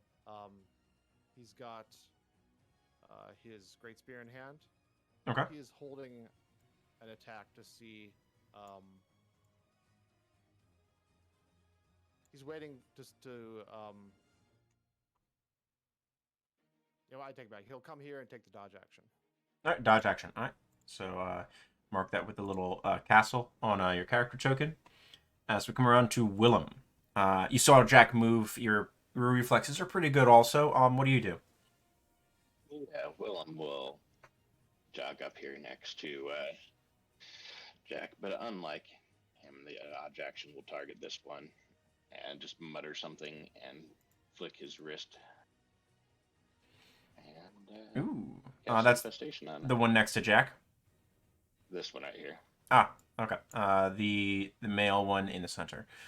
All right. That is a Constitution saving throw. That is an 18 on that save. Yikes. Yeah, that was a great roll. Well saved. Yeah. But I'll also have my spear out next to Jack. All right, sounds good. You have your spear in the offhand because you need the one hand to cast the spell. Yep. All right, sounds good. You should move up to there, and that brings us to Hellerast as you see the first spell get slung of the fight, and you can see all around the area, standing like up on the edges. The map has wooden stone, but they're really like more like wooden rafters around the fighting area. It's just a good map for it. The healers suddenly like are paying rapt attention, knowing that there's magic that's being thrown about at this point. Is there any other kind of audience, or is it just the healers at this point? There's healers and Captain Stormsurge. And Captain Stormsurge. Yeah, Mayor Teidel has gone back inside. Sounds like she doesn't typically care for violence or doesn't have the stomach for it, so she's gone back to work on other things for other stomachs. Okay. Hellerast is going to walk up or run up just a couple of feet here. Getting into his this player's right side, and while holding her, she's got her spear in one hand or her shield in her left, and one of her hand axes in her right, and she's gonna actually go for the knee of this guy with her shield up. Just kind of like try to sweep that hand axe low out from under the shield and take a swipe at somewhere between me and H. Sure, go ahead and make the attack with whichever weapon you're using. Okay. You can switch your sheet off of Whisper, also at the top. That's right. I'm on Whisper. 23 will hit though. They're not quick enough to try to get the shield in the way, and you catch the edge of one of their greaves and tear a little bit of it, and you get a good solid thunk. You know you're going to leave a huge welt there as you impact the steel. That is 4 points of damage. All right. And then bonus action. Just to take a defensive position and maybe step aside to about here. Okay. And don't forget you have this ability, the one that I have open on your sheet. That's a bonus action to do if you want to. Okay. So, well, the one that's open on my sheet. In your features, not spell. Okay. Well, watch everything. Yeah, no, not right now. Okay, sounds good. Because that's a bonus, not an action. So you are engaged. You do have 2 light weapons at the moment, Helaras. You have the spear and the hand axe.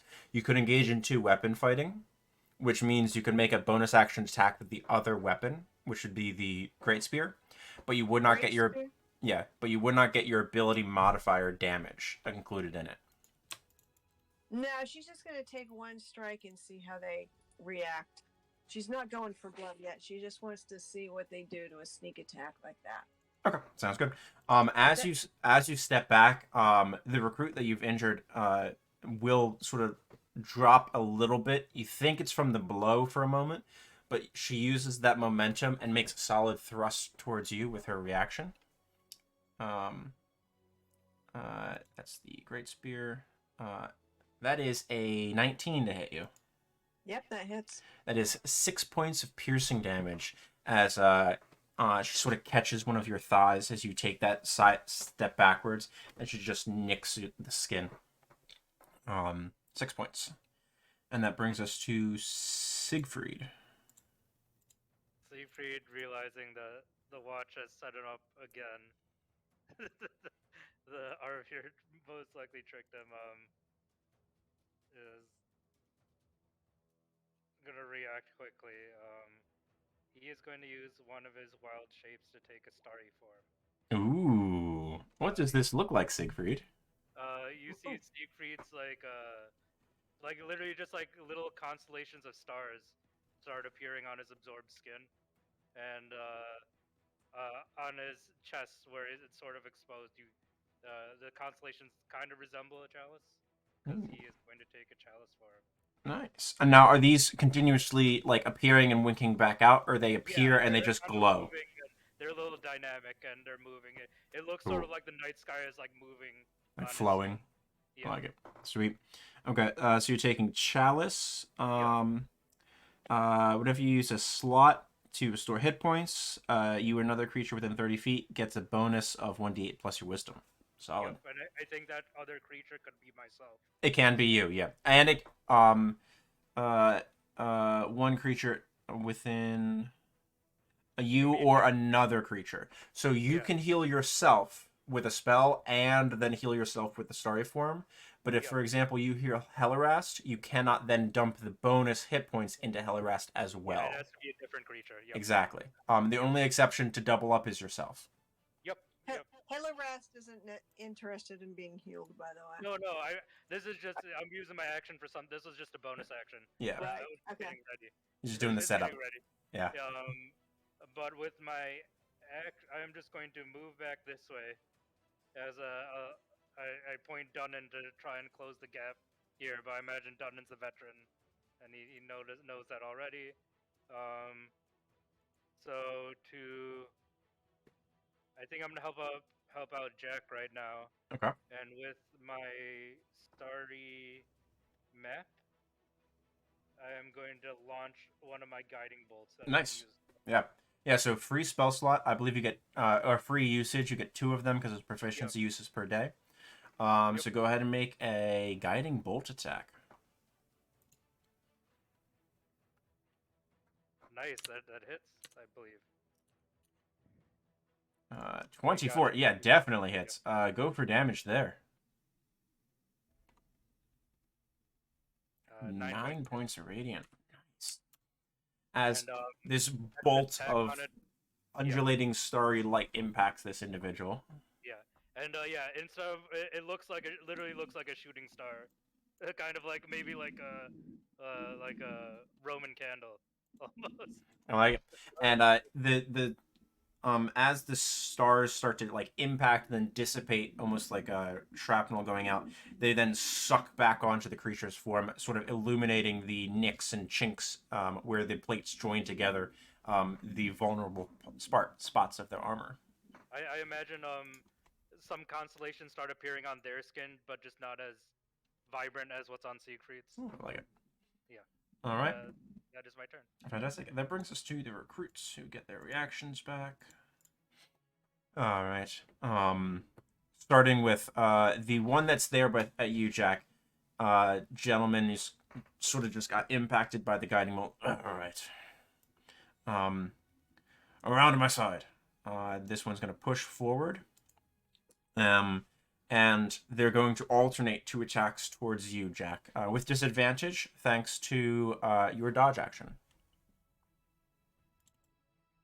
That is a 16 turning into a 6 thanks to your dodge, and a 23 turning into a 16. Both no good. Ooh, nice. As the one, the other one, he brings up a shield. As they sort of lunge at you, the clatter of spear on shield, no good. That then brings us to these 2, which are going to slowly advance on Hellerast. And this one's going to advance on Hellerast as well. And then this one's going to hold and take a defensive posture. As Hellerast, 3 attacks come in towards you. 2 of them have advantage. Alright, starting with, that is a 15. Nope. A natural 20. Yeah. 6 points from the critical. Okay. And a 9. Nope. No good. Man, the advantage was burned on 2 of them, unfortunately. It was no good. Didn't even get good crit damage. As the one sort of just gets you in the small of the back, your armor stops it, but you could feel like that kidney shot that it got definitely gonna hurt. And that brings us around to Dunnan. Seeing what just transpired before him, he will shout over, "Let's see if we can back up those words you spouted before." And he will move behind this one.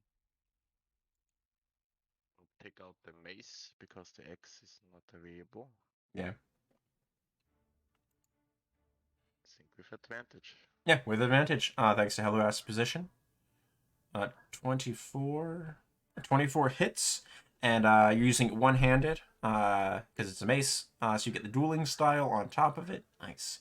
So that is 10 points of damage into that one. That's the one that Hellerast had gotten her calf above the greaves. Yep. Good damage there.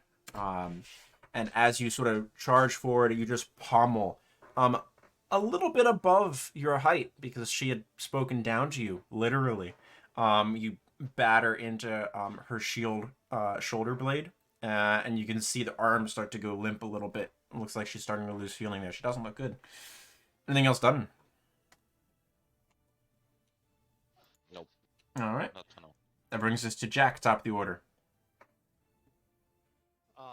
Jack, despite having his great spear in hand, is going to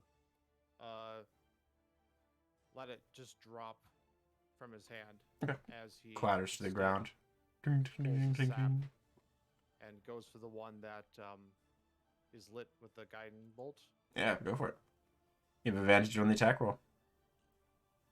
17 would hit. That recruit is going to use their reaction to get the shield up in time to block it, adding 2 to their armor class, making it miss. The other recruit next to them will use their reaction to make a riposte. Because you attacked one of its allies adjacent to it, it gets to make an attack on you. That is a natural 20 to hit you, Jack. Oh, yeah. They're rolling really well right now. 10 points of damage. As you go for the sap with the one, the other takes the opportunity and gets a sharp jab into your exposed armpit. It doesn't really break through your gambeson, but it hurts like hell. 10 points. Got some good training here. And he glances back at Willem.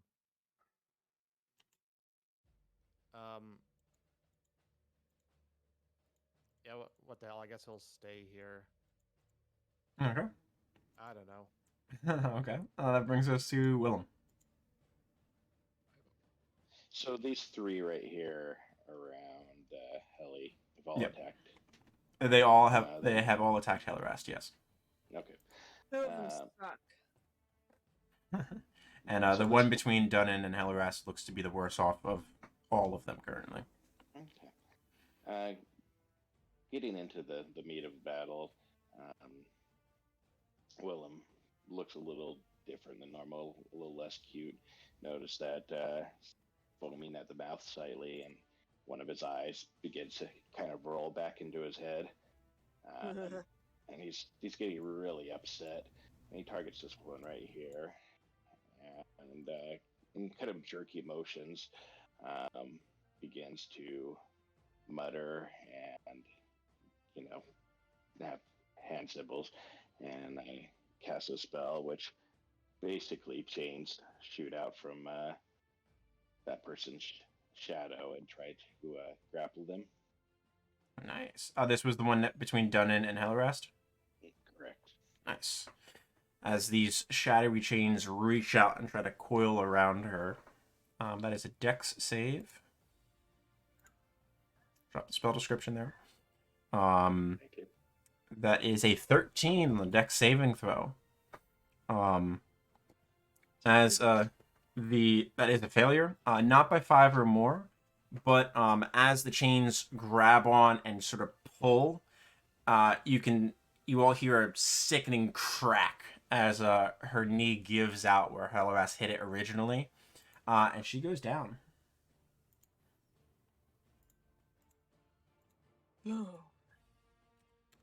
And you hear over the din of the fight, "Eliminated!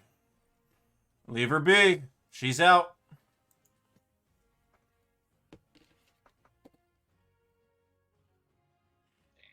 I think that's what I've got. Let me double check on another spell just to make sure.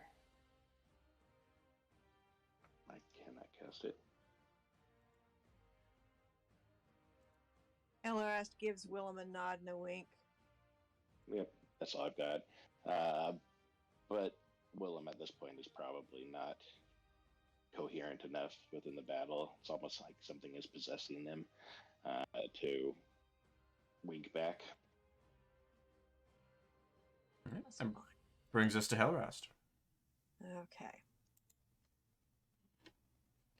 So she's got 2 flanking her. Yeah, two of them nearby you. And But they're on yeah, go ahead. they're on her shield side. So she's going to take a spear attack on this one. This guy here. The north one or the left one? North. North. All right. Go for it. Great spear. Ooh, clatters against the stone. Or not the stone, the shield, and it's just thrown wide, which gives an opening for his companion on your left flank to make a swipe down towards your ankles with her riposte. That'll be a 17 to hit you. Yep. That is 10 points of piercing damage. Shit. And she spent her reaction. Well, I'm not going to try to move anywhere so they can't get anything. That's Yeah, it. so, yeah, because she spent her reaction. The northern one has not yet. So, you could engage. You don't currently have your shield out, do you? Yes, I've always got my shield out. Okay, so never mind. You cannot engage in 2-weapon fighting then. That brings us to Siegfried then. A lot of good it did me, but Seeing Hellerast in a bit of trouble, he is going to run up, and he is going to cast Cure Wounds on her, and that is just standard healing, I believe, right? The Cure Wounds. Cure wounds, yeah. 1d8 plus things. I don't think I get bonuses to Hellerast. It's just this random standard spell. Oh, she gets 10 hit points. That was great. nice. Then I'm gonna send the bonus healing over to Jack. All right, Jack. That's a. And what's your range on that bonus healing? I think it's 30 feet. 30 feet. Oh, you're good. Yeah. Just there. All right, that's another D8, I believe, for the chalice, correct? So 4 points of healing to Jack, and seeing as this guy is used his reaction, Siegfried is gonna shuffle back over here. Nice. Sweet. Oh, I believe. Where did I start? I have to measure my movement. You started here. Oh, let me get the measuring tool. Here, 25. Yeah, and over here. Yep. All right. That'll bring us to the recruits. Thank you, Siegfried. Get their reactions back. And the dodge ends. Trying to size up who needs what where. The recruits are going to shift around Hellerast.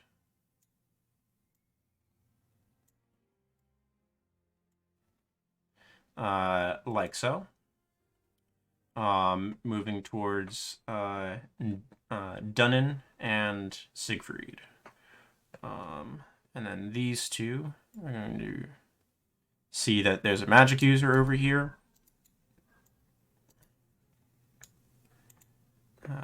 And Just one attack of opportunity, right? yes, you get one attack of opportunity on the one that went to the bottom right.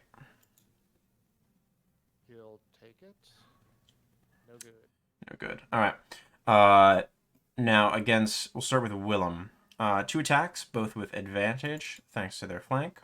11 and 10. They're going nowhere. After that, the one recruit will shift back to get back to a phalanx position with its companion. The ones in the center, the 2 northern ones will both attack Dunnan, one of which has advantage. That'll be first one. Dunnan, 18 to hit you on the first one. That is 9 points of piercing damage. Second attack is a 13.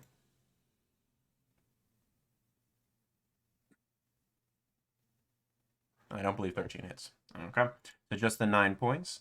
And then the final one is going to attack Siegfried, seeing the danger of having a healer against them. Yeah. That is 22 to hit you.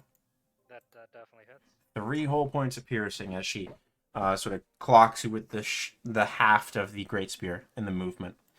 After that, the recruit here will shift to this position to set up sort of a back-to-back position with Dunnan and Siegfried on either side. But that'll then bring us to Dunnan.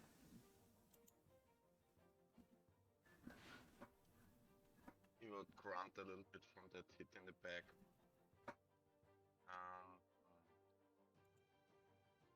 Take a step back and flank. Okay. With Siegfried.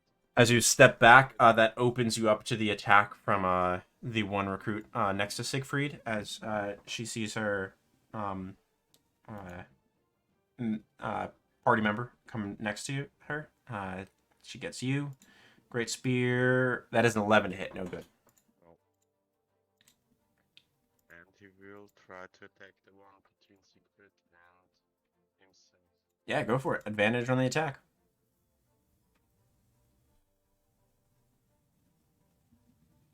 13 clatters against the shield.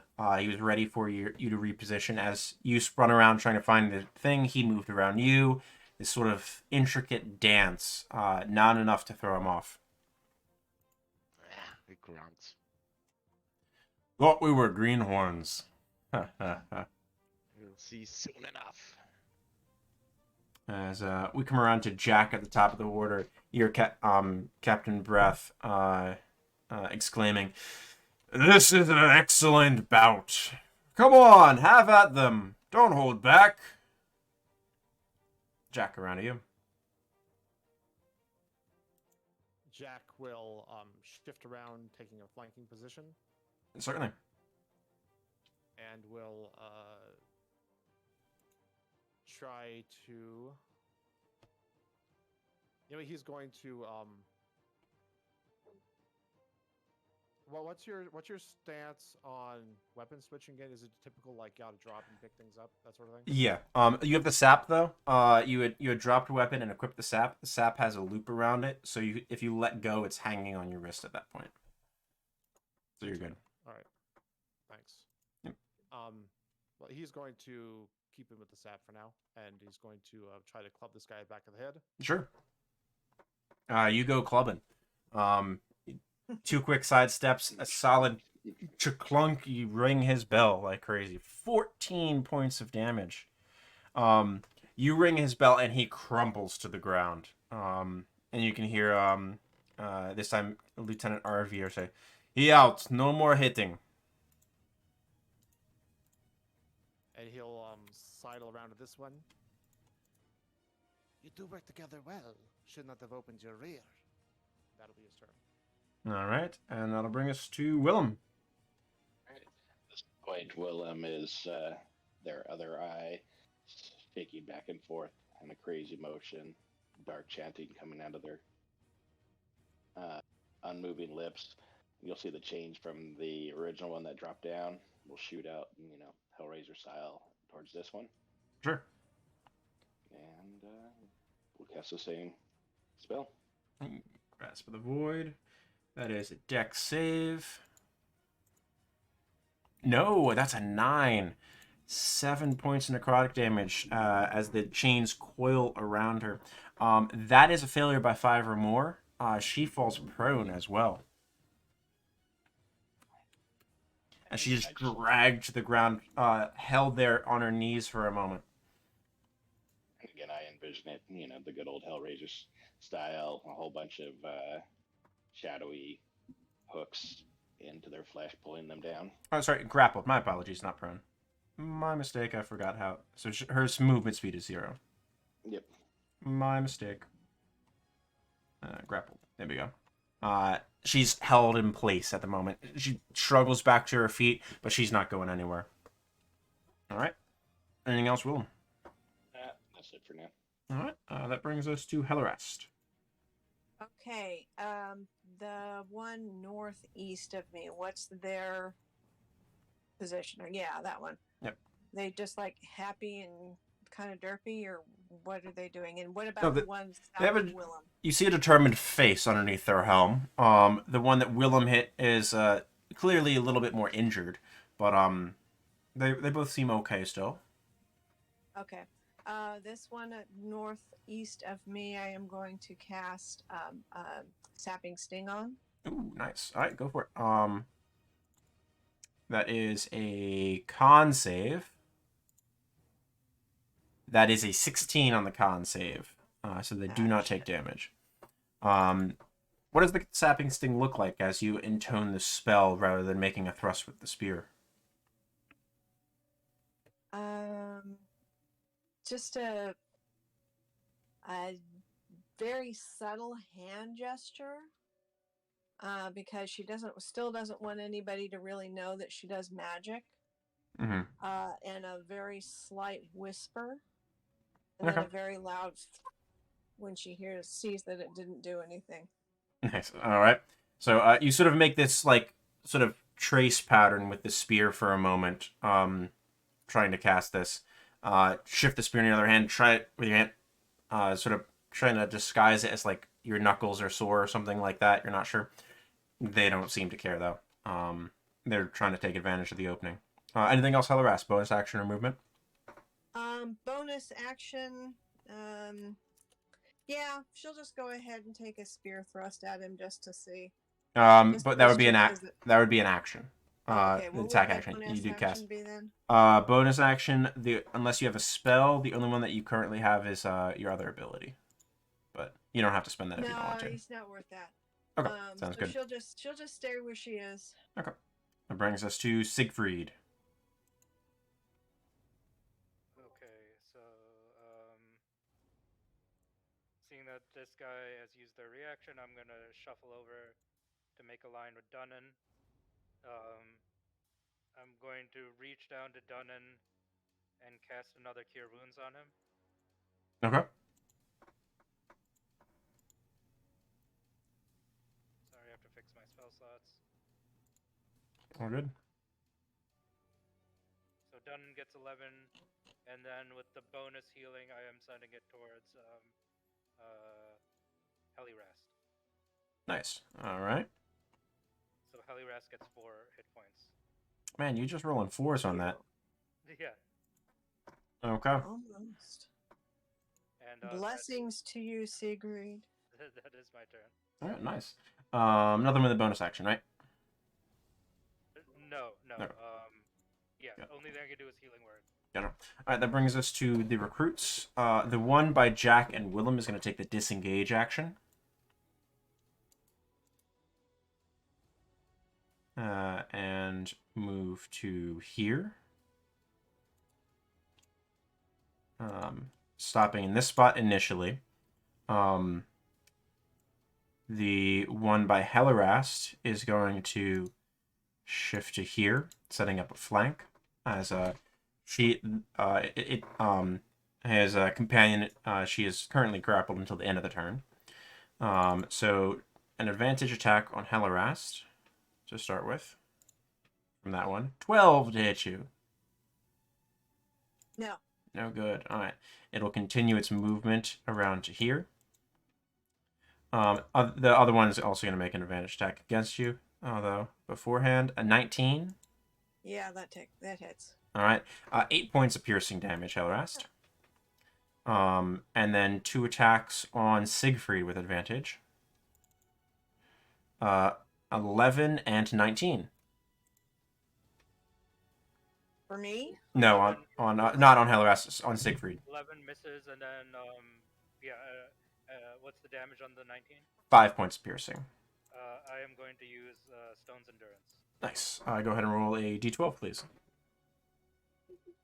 Nice. You sort of see where it's coming from. The first swing, you know there's someone behind you, turn around, and you just have enough time to sort of grab the spear on the thrust and just hold it as it thrusts in, unable to actually impact you before you toss it aside. Will I get an attack of opportunity? You would not. That This one moved out of my space. that one took the disengage action. Ah. Yeah. That brings us to you, Dunnan.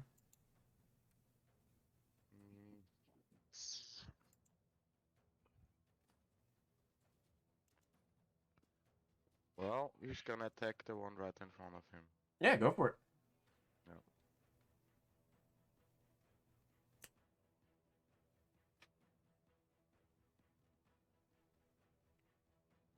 Ooh, 13 does not get through their armor, battering against their shield. They're just, look who's the greenhorn now. Just spits on the floor. And would you like to move it all, Dunnan? Stay and put.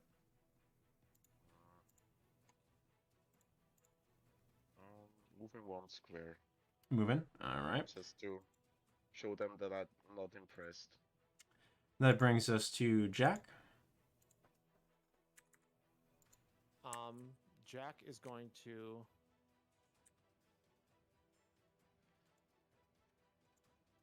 come around to this one here, flanking, and is Yep. going to try to clock him back of the skull as he's going for Siegfried. Yeah, go for it. Ooh, 21 will hit. Even if she tried to block. 11 points. You go for one of these little, sort of like hop, jump slams, and it pays off. Head's ringing for a moment. You can see her spear hand comes up, sort of steadies herself before rights and realizes where you move to. Good damage. Right, that's turn. All right, that'll bring us to Willem.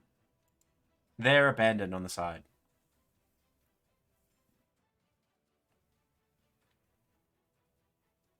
Help if I unmute myself. I apologize. Usually. So I'm chilling over there by myself. And was it this one that I had Yes. hit? Yes. Okay. You previously hit her. And if possible, I will maintain the chains on them, but have a couple of them fire off into this one. Is that doable? Am I understanding the spell? Yeah, so the chains last until the end of her turn, keeping her grappled. So they've at this point dissipated since their turn has ended. So you could just let it sort of drop off of her for flavor and move along the shadows and try to lash onto him. Fair. Which which is what I will do. Alright, that's a dex save. Gets a 4. Hey, that's a solid. No, it's not a solid save. 8 points of necrotic damage, and the next one in the line is grappled. They're just shifting from recruit to recruit, one by one. What are these things? Who did this? Looks up. You. Get him! Anything else, Willem? Staying put? But All I'm right. not really super cognizant of what's happening other than that there are foes afield. Elrast, around to you. Okay. There wouldn't happen to be any torches or anything lit in this. No, not currently. No, not currently. Okay. Hellerast is gonna have her shield up. And she's got her hand axe, and she's gonna examine this guy just to the south of her, examine his defenses, and she doesn't want to do the same below the knee thing again.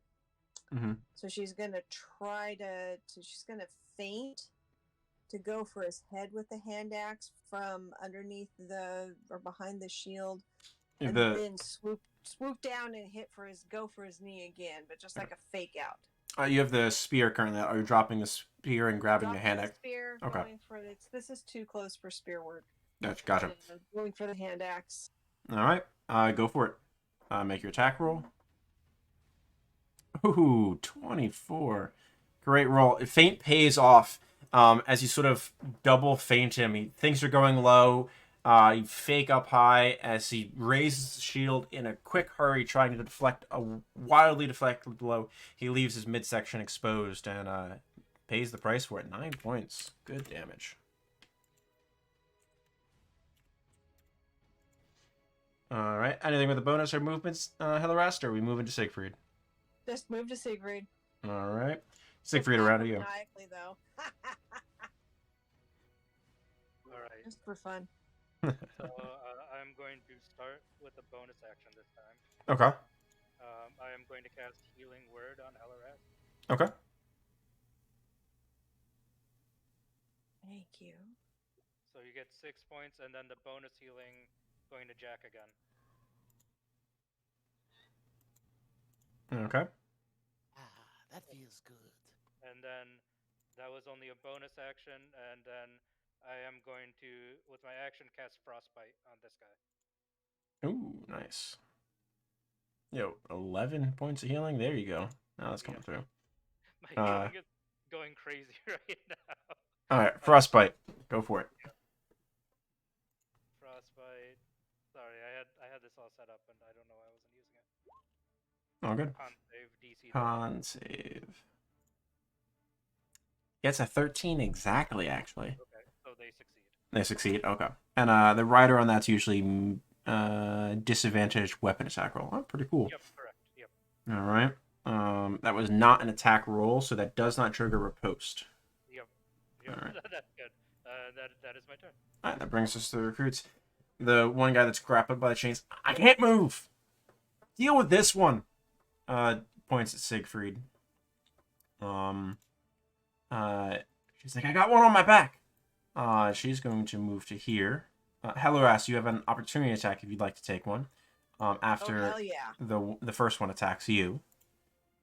First one is going to attack you with 13, does not hit, and then shifts to here. Oh, definitely another axe swipe. Go for it. Especially since he's probably not covering his back really well as he moves forward. Ooh, you lunge wide, and that gives the woman the opening just that she just needs to make a riposte attack against you as her reaction. Because but she gets a natural one also. A embarrassing display there in the corner. She'll make her regular action attack against you, which is an 18, which I believe just hits you with the shield. Just hits. For 8 points of piercing damage.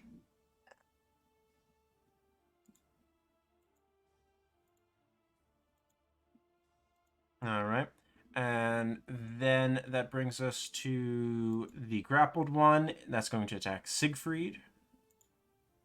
22 to hit you, Siegfried. Ooh. Wow. That hurts. 5 points of piercing damage. And then 1 is going to attack Jack.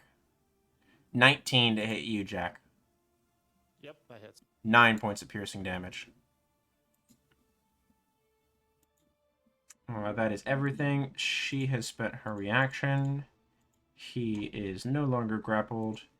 And they are quite comfortable in their now sort of hedgehog formation as we come around to Dunnan.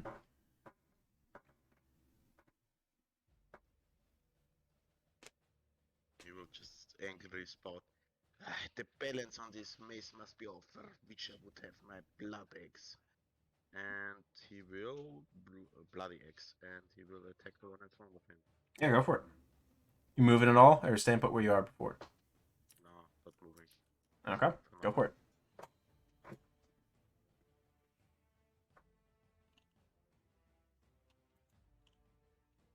Did you send it? It's not coming through.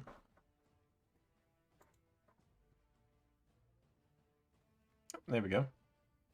13. Don't believe you have it flanked currently, correct? Come on, always the 7. Yeah, you rolled a lot of 7s. Yeah. Yeah. 13 batters against the shield. I should make you a carpenter. Anything else done? Any bonus action you want to spend or anything like that, or no? No. All right, that brings us. Oh, that would have been great damage too. To Jack. Alrighty, Jack will remain here for now, and he's just gonna attempt a normal attack against this one. No advantage here. Yeah, go for it. Miss. 13 gets the shield up in time, and that was the one to the south, correct? The one kitty corner to him. Okay, sounds good. Oh yeah, I'm looking at Siegfried's token, thinking, yep.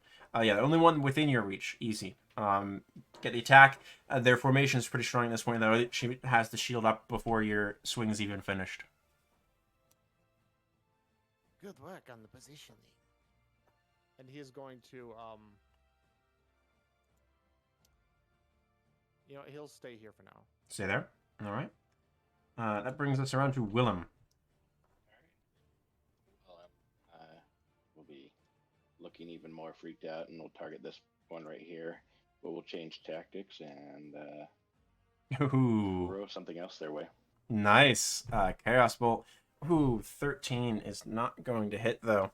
As you, Bummer. what does it look like as you throw this spell at them? I feel like it would be almost like a shadow would come out of like the book that they carry on their lucky 7. A lot of Seriously. 7s. Yeah. Williams always had this book that's been attached to them by its leather cord, and it would shoot forth from that. I like it. And it would be just shadows that would be kind of warbling across, shifting colors, and As they sort of shift, moving somewhere between fast and slow, they rip past Siegfried and Dunnan in between the two of them, a little bit above their heads, and scatter against one of the bleachers off to the side. No effect on the target, unfortunately. All right. Anything else, Willem? Staying put where you are? Shifting around? same put. All right. As you stay put, oh, would you look at that, Arvir? He's got more spunk than he had a few months back.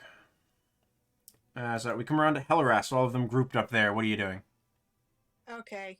First thing she's gonna do is return the favor and cast Cure Wounds on Siegfried. It's a touch spell. You have to be next to Siegfried to be able I to have do to that. be touched. Yeah. Oh, okay. I'll tell Hellyrast, don't worry about me. Just try and take one down. Okay. Yeah. You got options. Yeah. What do you want to do? Then let's see here.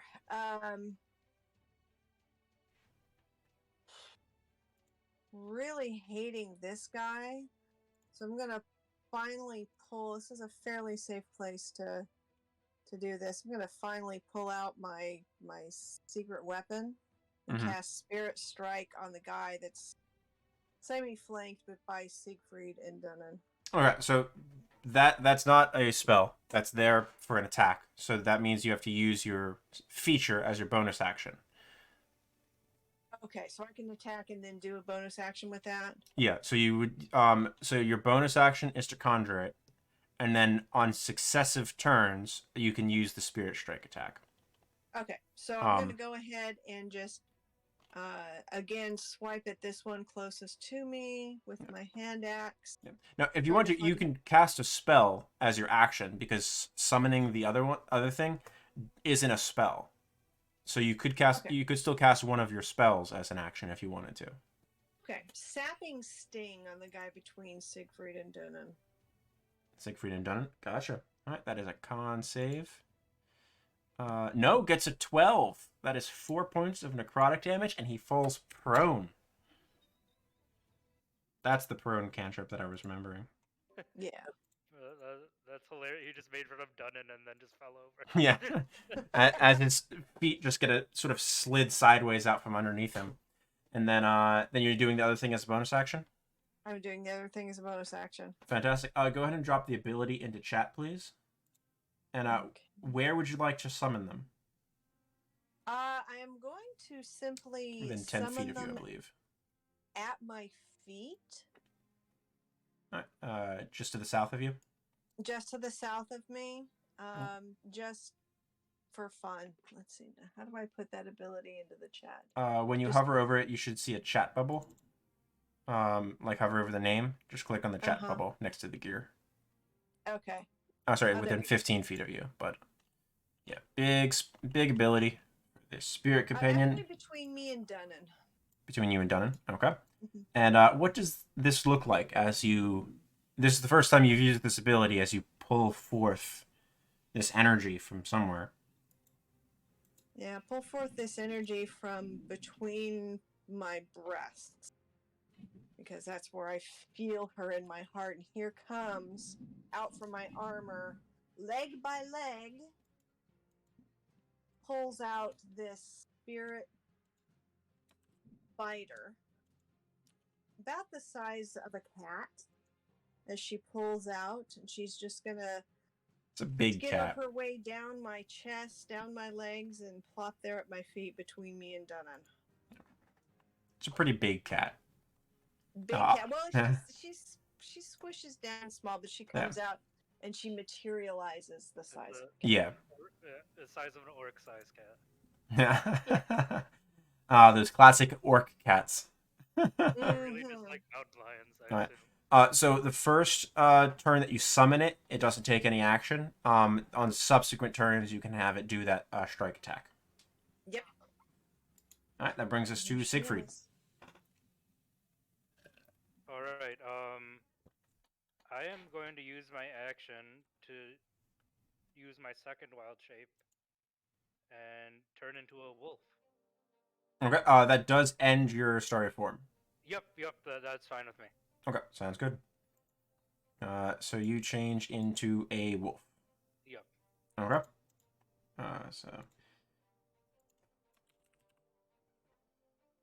Let me just putting a marker in initiative so I keep track of it, and let me grab a wolf stat block. Yep. I'm just trying to get some extra hit points. Yeah. No worries.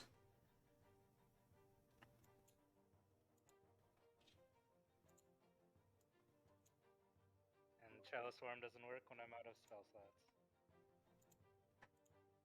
That is true. Well, not that form. Yeah. Okay. Let me make a duplicate of that one so I can give you control of it. The recruits are next, aren't they? Yeah. Duplicate. Yep. I believe I'm the last one to go before the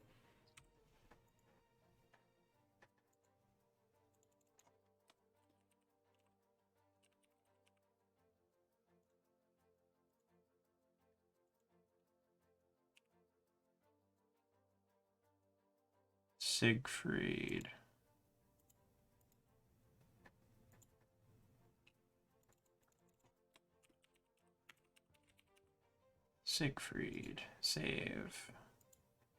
Edit. Siegfried and Siegfried. And then edit the token properties.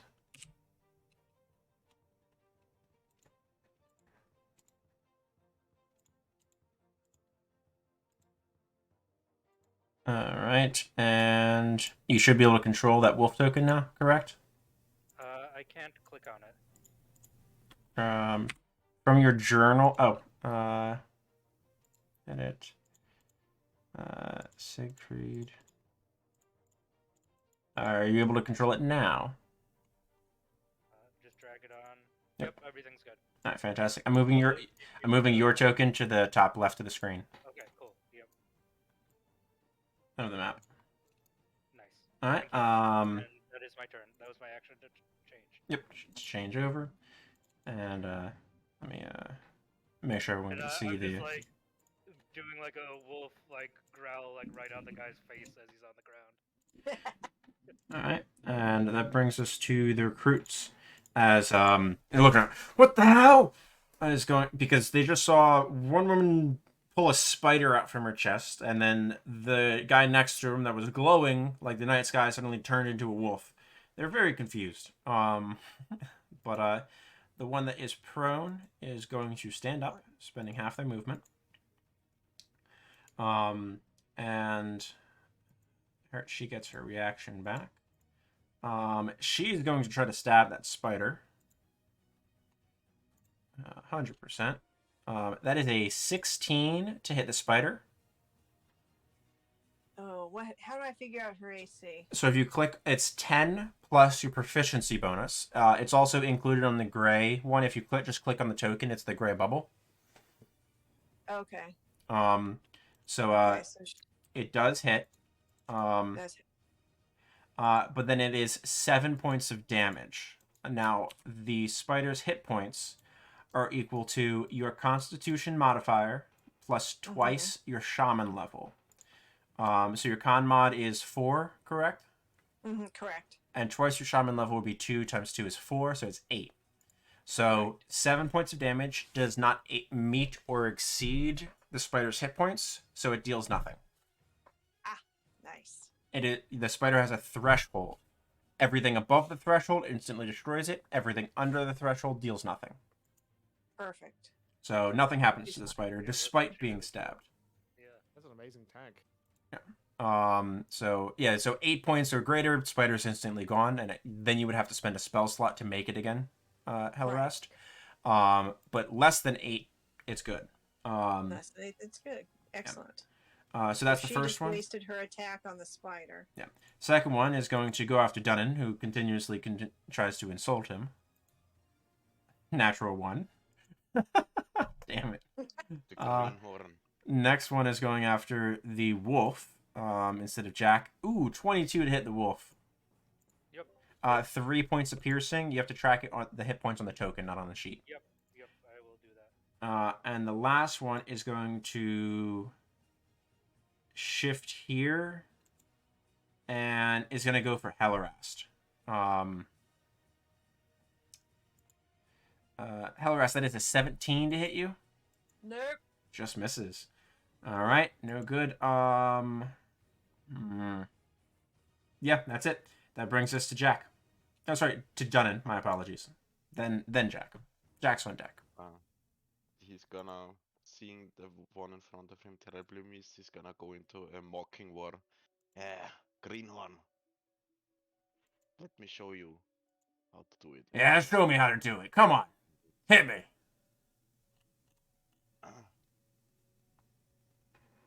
Oh, come on. You're going the wrong direction, Dunnan. No.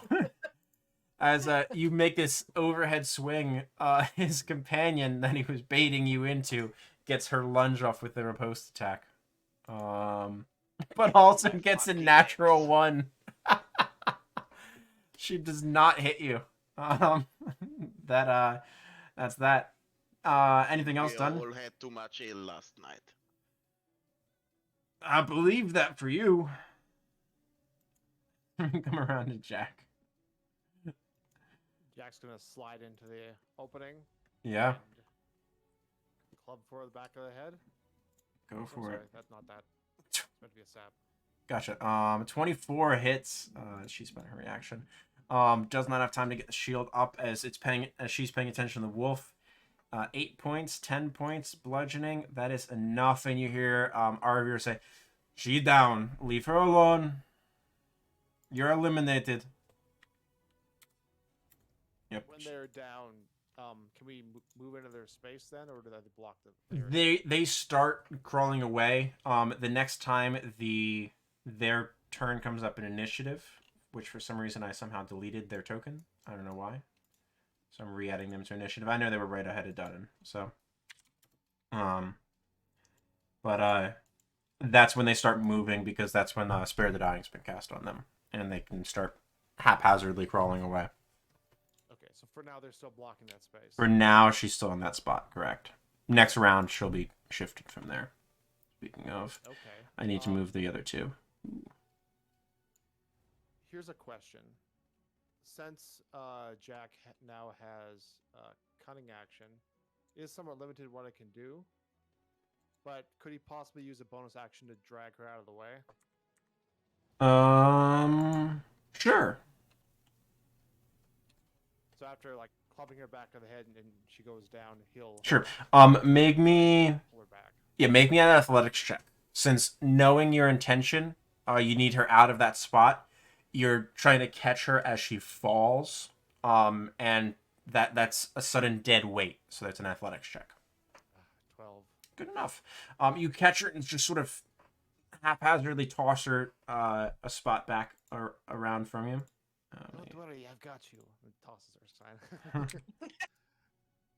And then steps into that space. She's delirious. And you step in to try to assist Dunnan in his endeavors. And also flanking this one against Hellerast. Yeah. That is his turn. All right, that brings Reckless us endeavors. to Willem. Alright, well, I'm still looking a little crazed. We'll target that friend and Which one? repeat what happened last time. The gentleman on the end. All right, yeah, sure. Yep. Ooh, Chaos Bolt. And that hits. Go ahead and roll a d8 for me, please. Sorry, roll the damage. My apologies. Another d8 and a d6.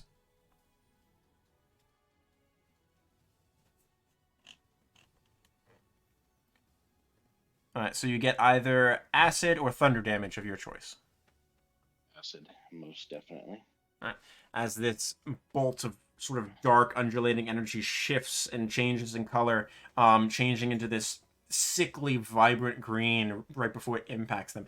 That is 8, 9, 14 points of damage. Oof. And that is enough. And he's screaming as he drops to the ground, trying to get the acid off of him. And Arvir, get him some 8. He's done. That is too much for him. Willem's hand will come up and point to that one and close his fist. And that's it. And that brings us to Hellerast. Okay, Hellerast is going to cast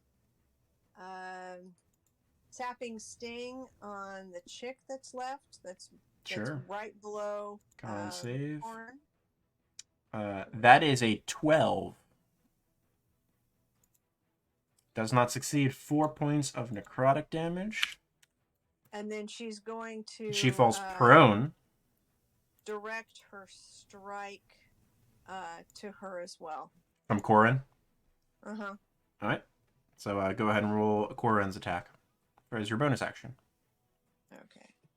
Do that. That's the Spirit Strike. Just go ahead and write. Yeah, because it uses your spell attack bonus. Okay. Ooh, 16. Corin has advantage right now, if you want to roll again. Oh, okay. Because prone target. Okay. 16 does hit, and she spent her reaction on that repose, so she can't get her shield up to parry the strike in time. What does Corin's attack look like?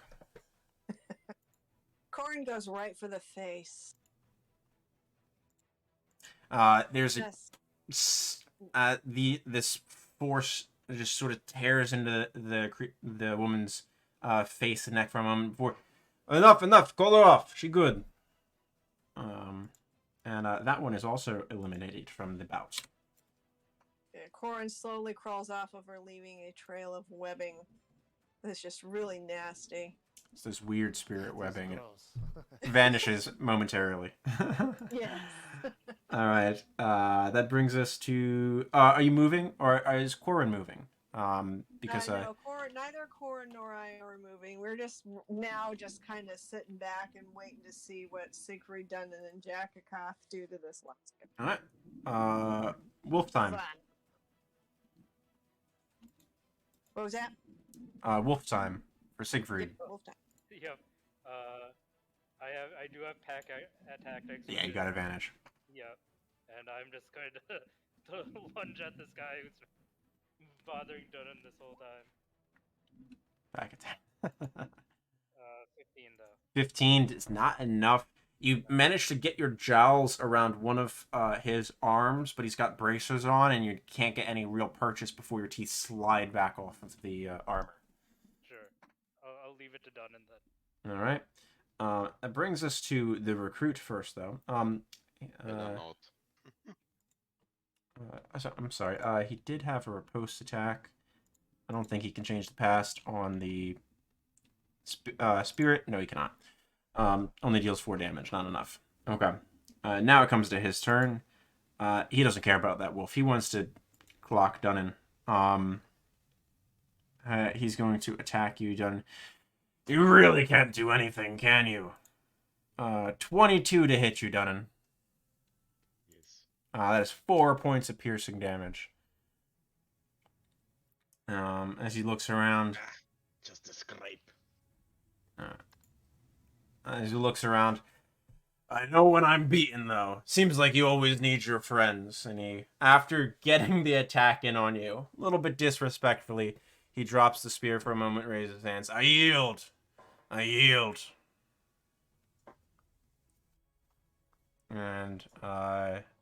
Captain Stormsurge's voice calls out, "What a fight! That was fantastic!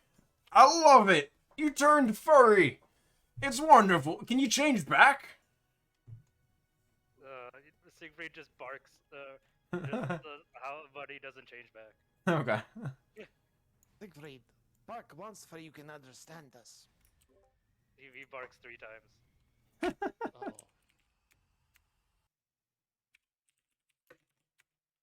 Oh. And that's going to take you guys out of initiative.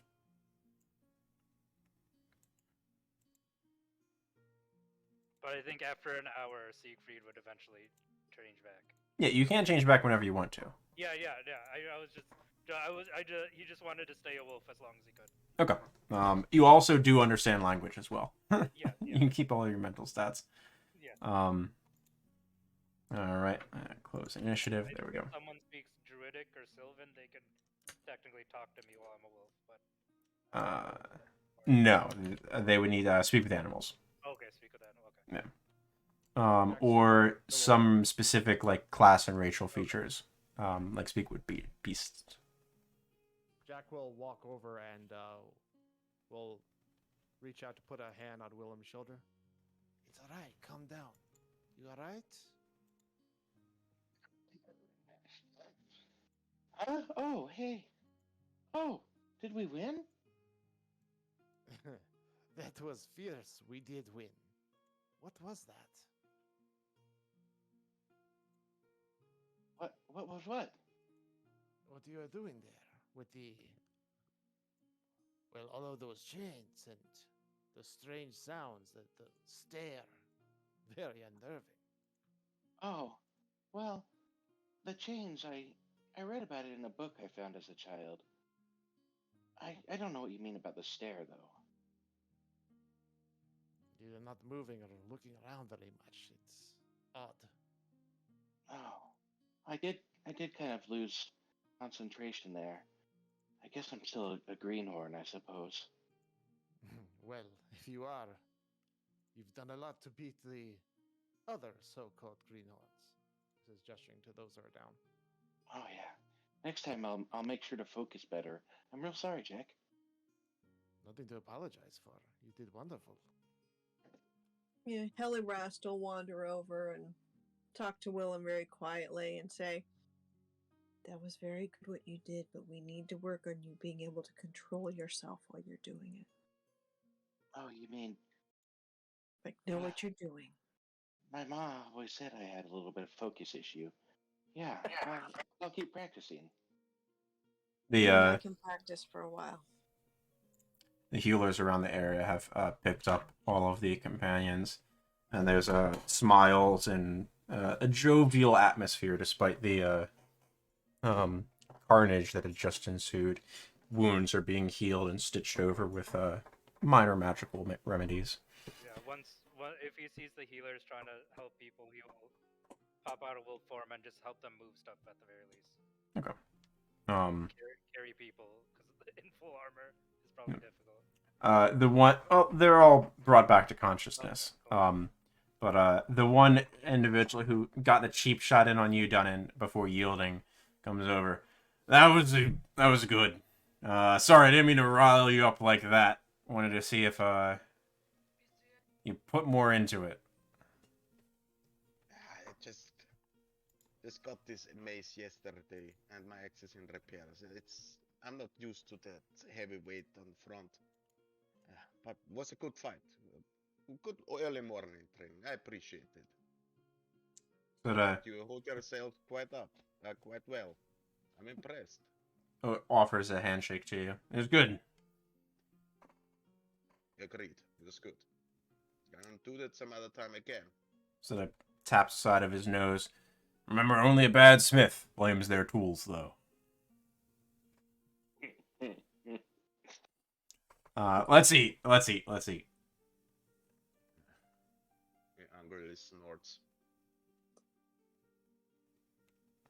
About this time, after everyone's picked up, you guys have collected yourselves, collected all of any items that you had dropped, such as you dropped your spears, things like that. Mayor Teidel comes back out. Can I get some hands, please? With tables. Sure, Siegfried would start setting up tables. Okay. As well. Of course. She brings. She has about 3 good long tables that can seat all of the company that you fought at one, yourselves at another, and the company of healers and Captain Arvir. Oh, sorry, Lieutenant Arvir at another, and then a 4th table that's a little bit smaller that she uses to set up, and a chair next to it where Stormsurge sits chatting with her while the food is being served. A large cauldron is brought out, held between 2 large spokes to help balance it because it looks like it's piping hot. And 2 pretty burly members of the watch are carrying it out, and then they set it into a bed of sand, sort of piled up sand just to keep it steady. And then they grab 2 A-frames and then lift it onto the A-frames to have it suspended a little bit above the ground. Now that it's out in the courtyard, and Mayor Teidel starts serving some stew to each of you. Starting with the watch, but eventually getting around to everybody. Willem would have grabbed out their apron and jumped in to help serve. No, I'm good. Thank you. You did all of that. You get to eat. Well, of course. Sit. I will gladly grab some at the end, but... No, sit. You'll get some food. I won't have you helping me. It's my time to take care of you all. Is the captain also present? Captain Brath, yeah. Just tell him. You can be proud of your recruits. They did well. They took any advantage they could take. You taught them well. They're doing fine. And I was doing all sorts of weird stuff, and they didn't seem to be too unnerved. They're still a bit unnerved. Oh, by the way, Siegfried, here, see to it that, your companions all get paid as well, and he tosses you a small coin purse. Sure. Yeah. How much is in it? 60 silver. Nice. I will just split it up evenly by 10. Okay. Well, amongst the 5 of you that are here, it is 12 each. Yeah. Okay. 12 each. Yeah. I forgot that Aeolus wasn't here. Yeah, Aeolus is not here. So 12 silver to each of you. Yep. Thank you. Did you try her stew yet? It's fantastic. His voice is booming. All of you are able to hear, at the very least, Brath's side of the conversation.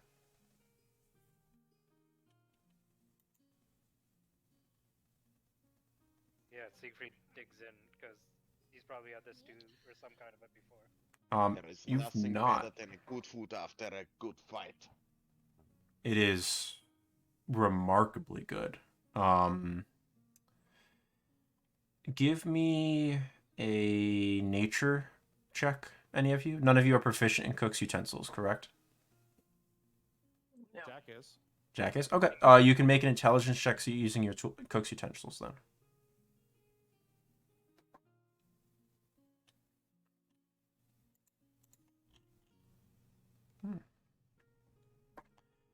As you're sort of going through the stew, it's got a very light brown, very, almost beigey. It's like a chowder almost. As you're sort of working your way through it, but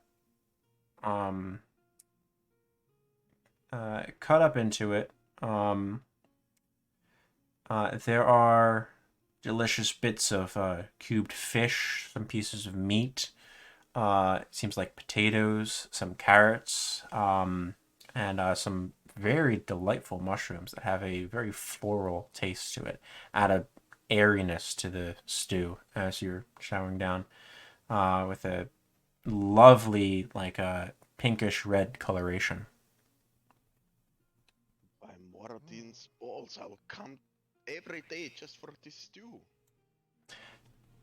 It's my special recipe. I don't make it often, so I hope you enjoy. I will just try to its fullest in it. Seconds, please. Of course, here. Jack fishes out a little chunk of mushroom. You said it's like pink mushroom. Does it seem to resemble the ones we found in the wood? It does. It is especially a delight because you've clearly gone to great lengths to get these ingredients. Oh no, not. European wood, perhaps. No. I get them brought to me. Is that where they come from? We have encountered something similar while we were recently in the wood. Oh. They Heard that keep. they're at some. It is difficult to get at the moment. I did hear some of that from some of the merchants and foragers, but no, they don't keep very well. So I got a delivery a few days ago, and they sort of lowers voice. They were gonna go bad very, very soon. So good occasion for stew. Can I do a quick insight check on the bear? Sure. What are you trying to ascertain, though? The fact that she said that she hasn't been in the Pinwood. Okay. Yeah, give me an insight check.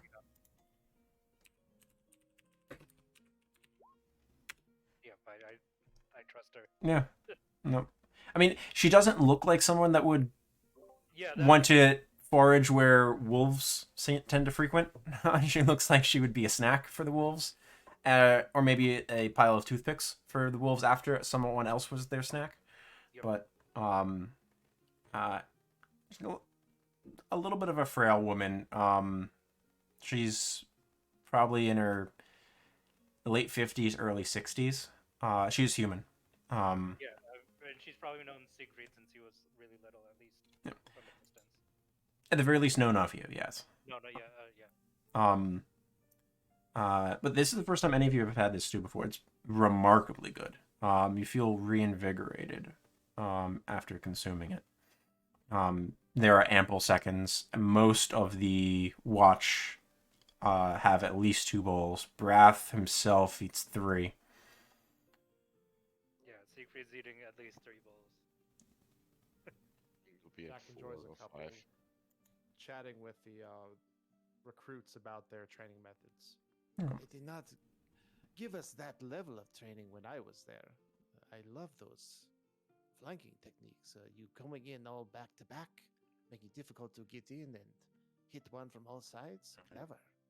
Yeah, it was a good trick that actually Arvir showed us a few months back. It was great. They go back and forth on the finer parts of it with you for as much of the meal as you choose to spend at their table. Towards the end of the meal, Captain Brath sits down at the table with the rest of the party. You could be back at this point, Jack, or you could be speaking with the recruit still. That's your choice. He sits down. I don't mean to intrude on your meal, and it sort of looks over his shoulder at Teidel. I know she doesn't like anyone to talk shop too much whilst they're enjoying, but I have some worrisome tidings. We got some reports back. Sort of nods towards you, Siegfried. Some strange creatures in the Pinwood. Is this all true? I understand a group of you were with him. Yes, we saw it with our own eyes. Twisted wolves. Four-sided maw and black goop coming out of their wounds. Corroding our weapons. Seems, And Siegfried will, because this is the first time the captain has he's like talked directly to the captain, so he's kind of quiet right now. He's like, they didn't act like wolves either. Really? You can tell Stormsurge is not one that seems to know how to whisper at all. His voice carries. Siegfried will just mention is that they acted like a pack for sure, but at the end we'd killed nearly 3/4 of it. More wolves, if they were attacking us out of hunger, they would have cut their losses. But Curious.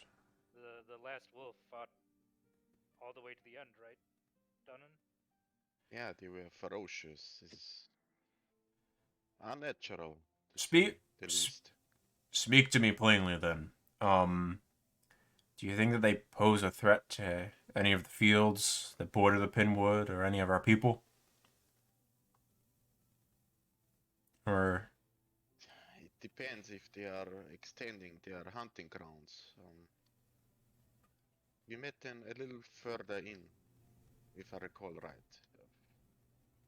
But they I'm not- seemed like they were going to chase us all the way to the edge. Yeah, If they weren't, They- we weren't going to do anything. they seem desperate for food. we'll make sure there's more patrols in that area. The Pinwood is a good source of food for us, but not if there's creatures like that. You know, another thing I noticed, it was very quiet in the woods. No birds, no deer, nothing. Yeah, And- before we were attacked, they Yeah. all went away. It's been like that most of the winter. Some of our far rangers that bring in venison use the Pinwood, dangerous as it may be. And they said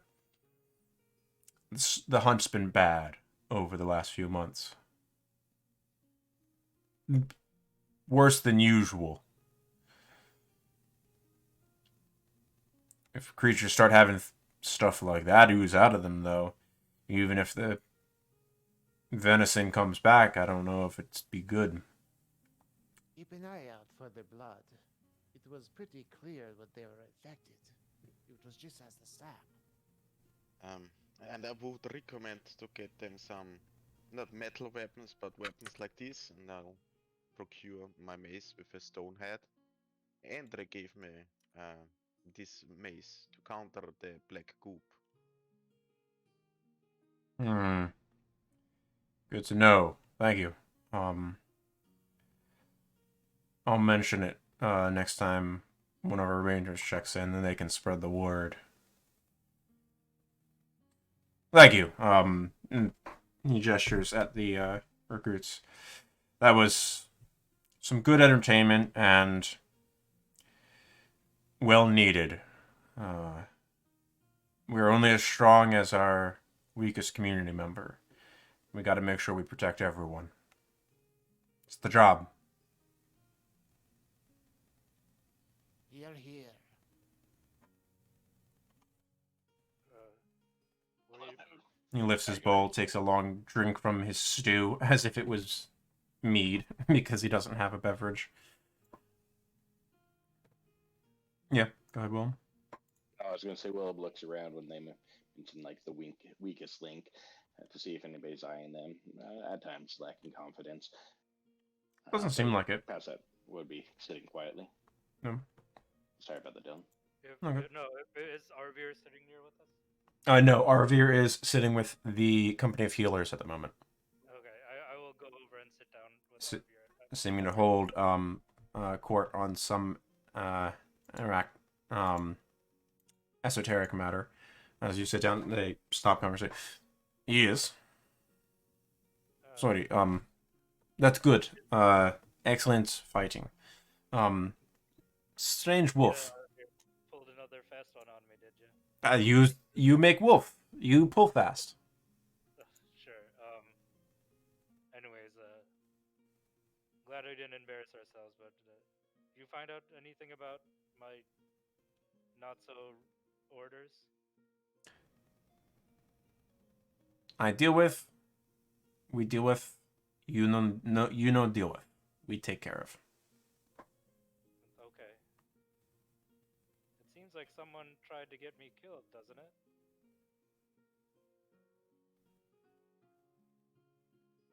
He seems like he's about to say something, and then sort of clamps his mouth shut again.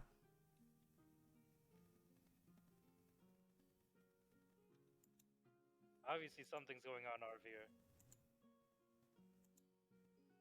And we investigate. That is all I can say. We're planning on leaving town on a job. It's not gonna hurt my friends, is it? Good plan. Yes? Take vacation. Seaweed just runs. It's that bad, is it? Oh my god. Alright. And then he goes and gets another bowl of stew. You owe me for this, Arvir. I'm gonna call for a favor one day. You better be ready. No favors. No pay favors. You don't get to decide. I decide favors. The group of you do reach a milestone here. So that means you can each take 1 feat. Ooh, nice. Does that mean that like our renown in the town went up a little bit? Well, your renown, how people will look upon you because you assisted the Blackburn Watch in some training will get better, because that's part of the payment is the goodwill of your community. But like it got points with a faction. yeah, exactly. Cool. You got some goodwill. You've garnished some goodwill from not just the watch, but you would presume all of the members of the community that served as the watch, which is virtually every adult. Oh, nice. That group's doing their civic duty, helping out even though they don't have to, type of thing. Are we still sitting with the captain? You can be, yeah. Yeah. It's about noon. At the end, he will stand up, down and say, "That was delicious, Major Teidel. Thank you very much for that." And he will turn to the captain and say, "If you are ever in need of our service again, we are called the Mad Dogs. The Bloody Mad Dogs." Oh, you mad dogs. God. Do you have fleas? He looks puzzled. Siegfried yells out, "Only sometimes."